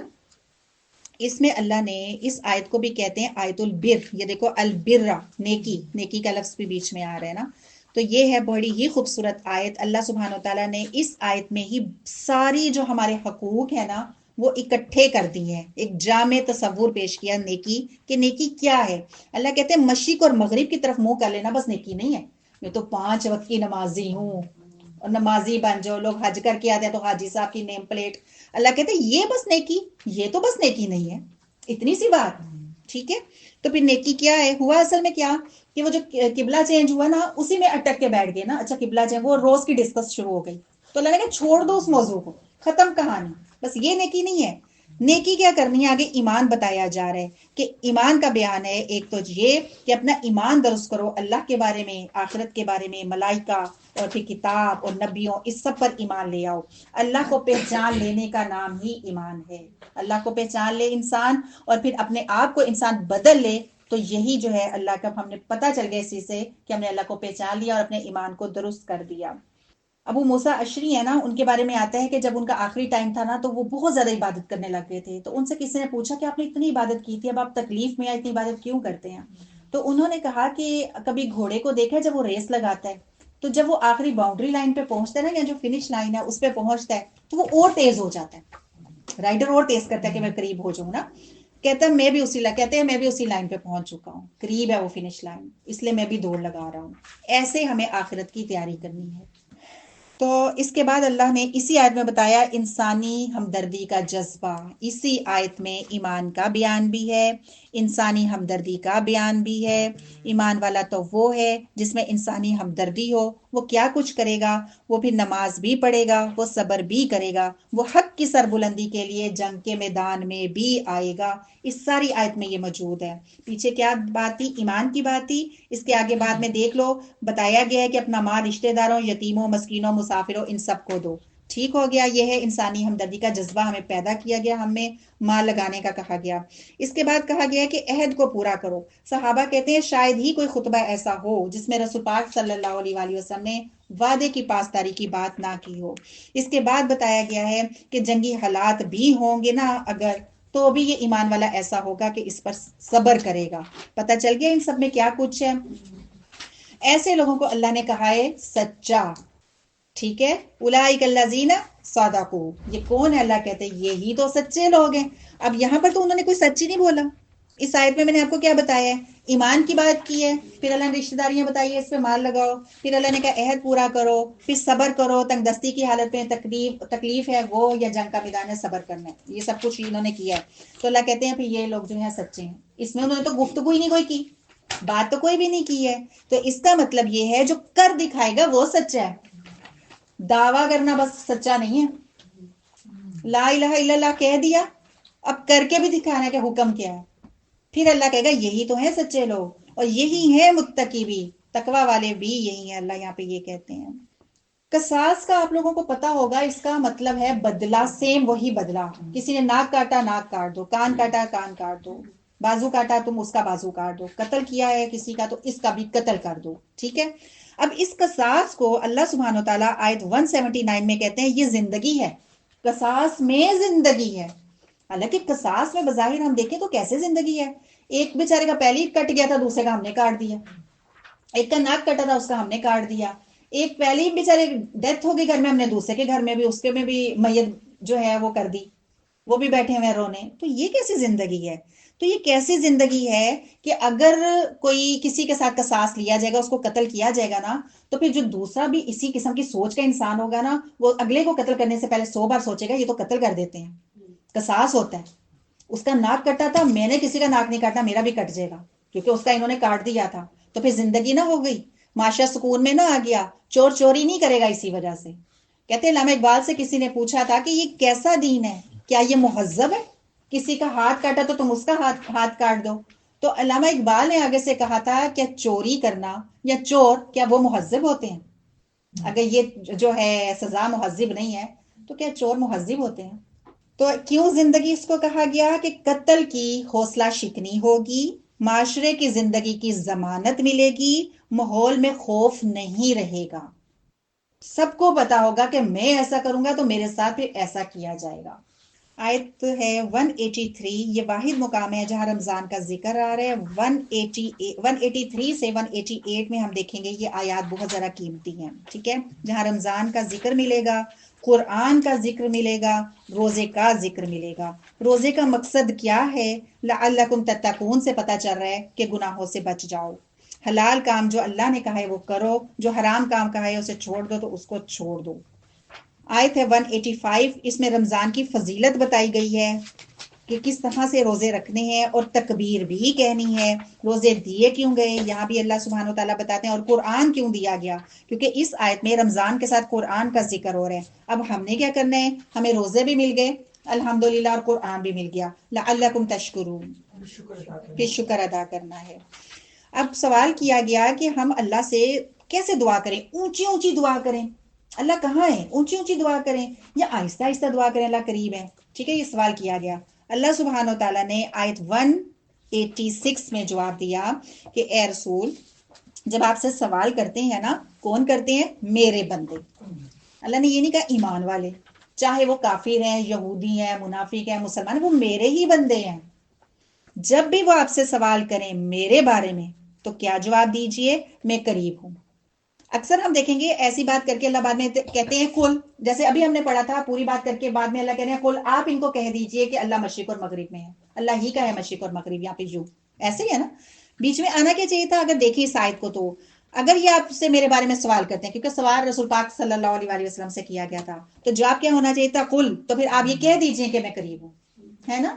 لیکن جواب اللہ دعاؤں کا اس طرح سے جواب دیتے ہیں کہ اللہ نے قل بھی بیچ میں نہیں لے کر آئے، ڈائریکٹ ہو گئے، براہ راست بات کر رہے ہیں کہ میں تمہارے قریب ہی ہوں، جیسے دل چاہتا ہے پکارو، آہستہ آہستہ پکارو، میں پھر بھی سن رہا ہوں.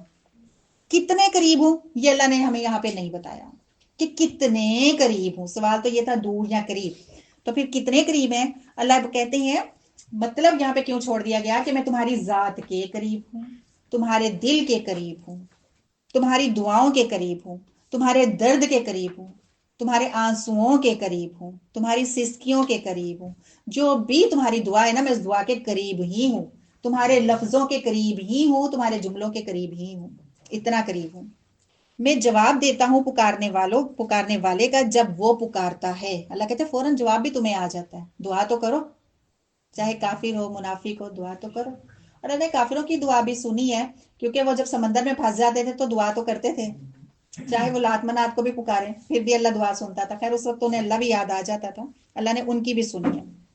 تو یہاں اللہ نے ہمیں یہ نہیں بتایا، اللہ نے کہا میں جو ہوں دعا سن لیتا ہوں، بس پکارو. تو اللہ نے یہاں اب ہمیں ٹائم نہیں بتایا، تو مطلب جس ٹائم مرضی پکارو، اس کے لیے وضو کی بھی ضرورت نہیں ہے، میں وضو کر رہا ہوں، جیسے مرضی پکارو، کوئی ٹائم کا مسئلہ نہیں.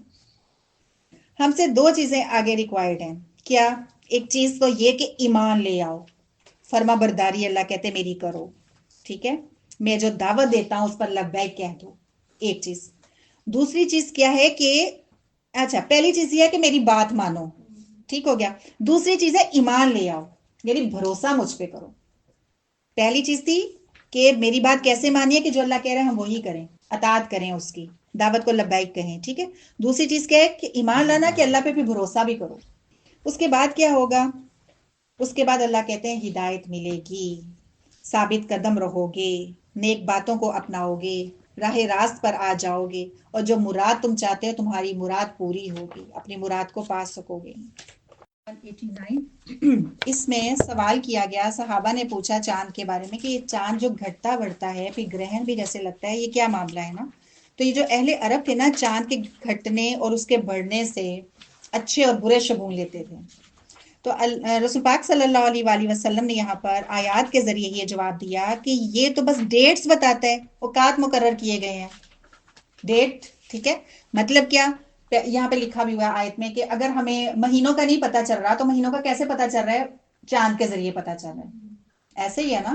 تو یہاں پہ یہ بتایا جا رہا ہے کہ جو سورج جو ہے وہ آپ کی گھڑی ہے، اور یہ چاند جو ہے یہ آپ کا کیلنڈر ہے، بس اتنی سی بات ہے۔ اب گرہن میں بیچاری پریگننسی ہوتی ہے بچیوں کی، ان کو کہتے ہیں کہ بیٹھنا نہ، لیٹنا بھی نہ، چلتے رہو۔ ایک بیچاری چل پھر ویسے ہی نہیں رہی ہوتی، ان کو اتنا ہی چلا دیا جاتا ہے، ہوتا ہے نا یہ سین بھی۔ اور پھر کیا ہوتا ہے، پھر اسی طریقے چاند کو آج بھی دیکھا جاتا ہے گڑنے بڑھنے کو، اور اسی حساب سے جو ہے پھر شادیوں کی ڈیٹس رکھی جاتی ہیں۔ یعنی یہ مصیبت والی باتیں جو ہے نا، یہ ہم نے انہی کافروں سے آج تک لی ہوئی ہیں، اپنے آپ کو نہیں بدلا۔ کافر کیا کرتے تھے، احرام کی حالت میں جب ہوتے تھے تو اس احرام باندھ لیا، تو اس کے بعد جب گھروں میں آنا ہوتا تھا نا، تو دروازے سے مین گیٹ سے نہیں آتے تھے، پیچھے سے آتے تھے، چھلانگے لگا کے جم کر کے آ رہے ہیں، یا کھڑکیاں بنا لی، نقب لگایا، اندر سے گھس رہے ہیں سوراخوں میں سے نا، وہ اس چیز کو ٹھیک نہیں سمجھتے تھے۔ تو اللہ نے کہا کہ یہ تو کوئی نیکی نہیں ہے کہ پیچھے سے تم آؤ۔ اب یہ آیت اللہ نے ہمارے لیے بھی رکھی ہوئی ہے، ہم کہاں ایسے کرتے ہیں؟ بیک نہ ہو۔ مزاروں پہ جا کے لوگ کیا کرتے ہیں؟ پیچھا نہیں کرنا، بیک نہ ہو، ہے نا؟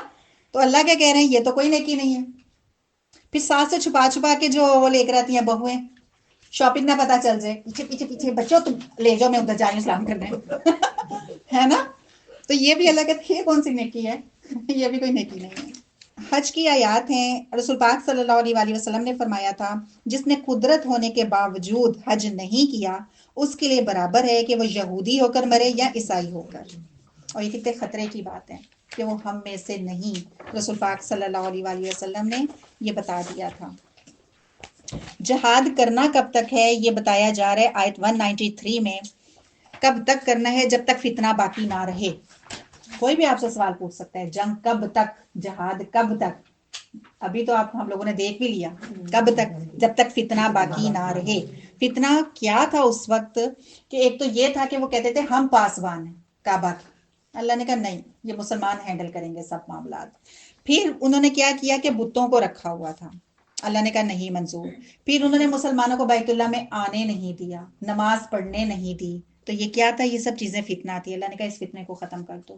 جہاں پہ مسلمان اپنے مطابق زندگی نہیں گزار سکتا تو یہ بہت بڑا فتنہ ہے۔ تو یہ جنگ، اگلی بات پھر ہے نا کہ مقصد کیا ہے؟ جنگ کا مقصد کیا ہے؟ ہم نے جہاد کرنے، فتنہ نہ رہے، لیکن اس کا مقصد کیا ہے؟ آگے بتایا جا رہا ہے کہ اللہ کا دین غالب ہو جائے، تب تک کرنا ہے۔ مقصد مال لوٹنا نہیں ہے، مسئلہ جو مقصد ہے وہ قتل و غارت کرنا نہیں ہے۔ اللہ کا دین، باقی جتنے بھی دین ہیں ان پر غالب آ جائے تب تک جہاد کرو۔ چلو جی، اللہ سبحانہ و تعالی ہمیں بھی طواف کرنے کا موقع دے، انشاءاللہ تعالی حج کروائے، عمرہ کروائے۔ آیت ہے 201، اس میں جو ہے آیت آ رہی ہے جو رکن یمانی اور حجر اسود کے درمیان یہ آیت پڑھی جاتی ہے، یہ دعا پڑھی جاتی ہے۔ کون سی؟ ربنا آتنا فی الدنیا حسنہ، اللہ ہمیں دنیا کی بھلائی دے دے، حسنہ، حسین، خوبصورت، ایسی بھلائی اللہ ہمیں دے دے۔ پہلا جو ہم نے کہا اس دعا میں آخرت کی بات نہیں کی، پہلے دنیا مانگی۔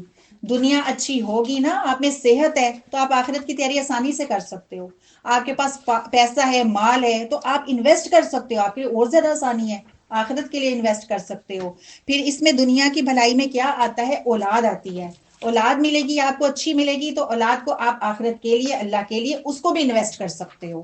آپ کے شوہر اچھے ہیں، یہ بھی دنیا کی بھلائی ہے، تو شوہر اچھے ہوں گے تو آپ ادھر بیٹھے ہو نا، تو یہ ساری آسانیاں ہو جائیں گی، آپ کی فیملی اچھی ہوگی، یا تو آپ کے لیے جتنا بھی جو آخرت سنوارنا وہ آسان ہو جائے گا۔ اس لیے اس آیت میں دیکھو دنیا کا حسنہ پہلے آیا، اس کے بعد آخرت کا حسنہ آیا، کہ دنیا کی بھلائی مل گئی تو آخرت جو ہے خود ہی حسین ہو جائے گی اگر تم اچھے طریقے سے آخرت، دنیا کی جو بھلائی ہے اس کو استعمال کرو گے تو۔ پھر ہم نے اسی میں دیکھ لو اس دعا میں یا آیت میں کہ ہم یہ بھی کہتے ہیں وَقِنَا عَذَابَ النَّارِ، اور ہمیں آگ سے بچا۔ دنیا تو ہم نے مانگی ہے اسی آیت میں، لیکن ایک دفعہ مانگی ہے۔ آخرت کی بات ہم نے 2 دفعہ کی ہے، کیونکہ وہ لائٹ نہیں ہے۔ اتنا لائٹ نہ لینا کہ بس دنیا مانگ رہی بس ٹھیک ہے آخرت سنور جائے گی، نہیں، دنیا کا بالکل وہی آیت ہے، الدنیا حسنہ الآخرتی حسنہ، سیم وہی الفاظ ملتے جلتے۔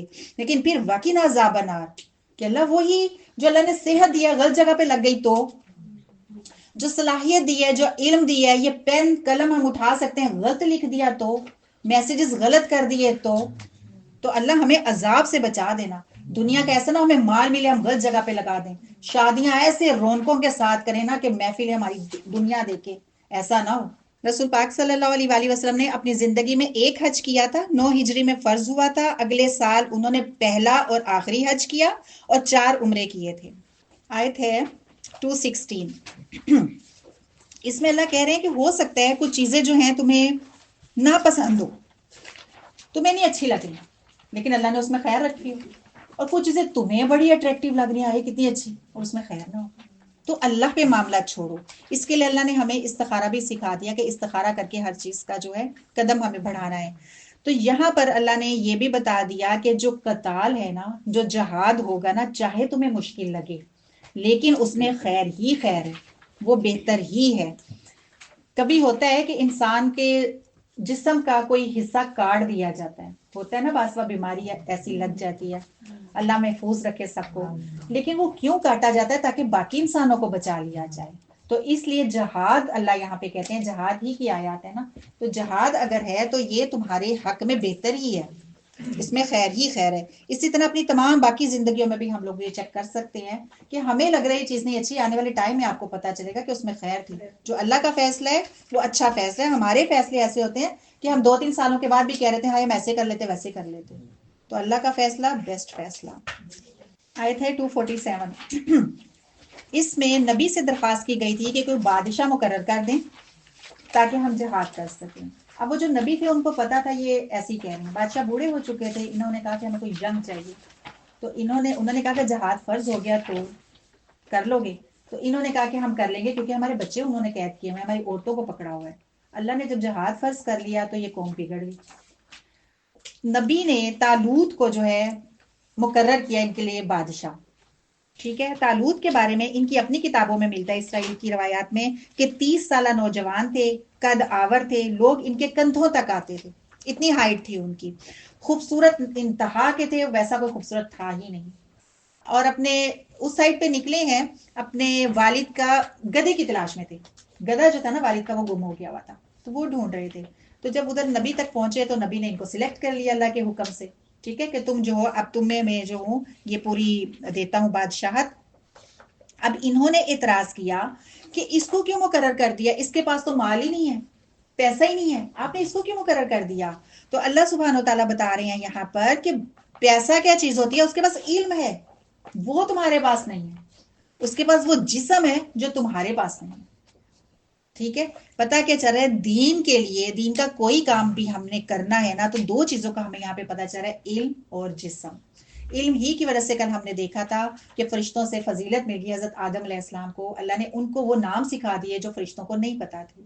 حضرت آدم علیہ السلام نام بتا رہے ہیں، فرشتے کہہ رہے ہیں ہمیں نہیں معلوم ہے۔ اس کے علاوہ ہم جو ہمارے بچے ہیں نا، اگر یہ 2 چیزیں ہمارے پاس ہوں گی، ہم بچوں کو بھی انہی 2 چیزوں کی وجہ سے ایکٹیو کر سکتے ہیں۔ ہم بیمار ہیں تو بچے ویسے ہی بیمار ہو جائیں گے، روحانی بھی تو جسمانی بھی، وہ وہی کام کریں گے جو پیرنٹس کو کرتے ہوئے دیکھیں گے۔ علم ہوگا تو ہم ان کی ٹریننگ بھی اچھی کریں گے، یہ چیزیں 2 ہمارے پاس ہونی چاہیے۔ تو انہوں نے جس جہاد پر بھی یہ گئے تھے طالوت لے کر، ان کے بارے میں آتا ہے کہ وہ جنگ یہ جیت گئے تھے، ان مقابلے میں جالوت تھا، جالوت خود نکلا تھا، اور اس کے بارے میں آتا ہے کہ اسے اچھی طرح اپنے آپ کو کور کیا ہوا تھا اور خود باہر آیا کہ آجو میرے مقابلے میں۔ حضرت داؤد علیہ السلام، یہاں پر دیکھ لو، پہلی دفعہ ان سے یہاں پر ملاقات ہم کر رہے ہیں، 251 میں حضرت داؤد علیہ السلام کا نام آ رہا ہے۔ حضرت داؤد علیہ السلام وہاں پر موجود تھے، وہ چھوٹے سے بچے تھے، اور ان کے بارے میں آتا ہے کہ ان کا نشانہ بڑا اچھا تھا اور بہت ہی دلیر اور بہادر ہوتے تھے۔ انہوں نے اپنی غلیل سے نا پتھر مارے اور وہ ایسے سر پہ لگا کہ دوسری طرف سے نکل گیا، یہی جالوت کے، اور اس کی وہیں پہ ڈیتھ ہو گئی تھی۔ تو اس طرح سے جو داؤد علیہ السلام ہے ان کو اللہ سبحانہ و تعالیٰ نے اسرائیل کی آنکھوں کا اس وقت تارا بنا دیا تھا۔ طالوت نے اپنی بیٹی کی بھی ان سے شادی بھی کر دی تھی۔ یہاں پہ پہلا تعارف ہمیں یہاں پر ان کا یہ مل رہا ہے۔ پھر یہاں پر جو تھی تعداد بہت کم تھی جس جہاد پر یہ گئے تھے، اللہ سبحانہ وتعالیٰ نے آیت جو ہے 251 اس میں بتا دیا کہ جنگ میں مال کی ضرورت نہیں ہوتی، جنگ میں طاقت بھی تمہارے پاس اتنی نہیں ہے تو ضرورت نہیں ہے، بس تم نے ڈٹ جانا ہے۔ یہ نہیں کہ طاقت نہیں ہے تو اب ہم گھر میں بیگی بلی بن جائیں، نہیں، نکلو جہاد پر، ٹھیک ہے۔ فضل اللہ کا ہوتا ہے، یہ آیا آیت 251 میں، کہ یہ جو بھی جنگ جیتی جائے گی یا جو بھی کامیابی تم لوگوں کو ملتی ہے عام روٹین میں بھی، وہ اللہ کے فضل سے ہی کامیابی ملتی ہے۔ اللہ سبحانہ وتعالیٰ آپ کا آنا قبول فرمائے، ایک ایک لفظ کو قبول فرمائے، ہماری سانسوں کو، ہمارے خون کو قبول فرمائے، اور یہ ساری قبولیت کر دے۔ کل حضرت ابراہیم علیہ السلام کی دعا تھی تقبل منا، اللہ سے ہماری بھی دعا ہے تقبل منا۔ جزاکم اللہ خیرا کثیرا۔ السلام علیکم ورحمۃ اللہ وبرکاتہ۔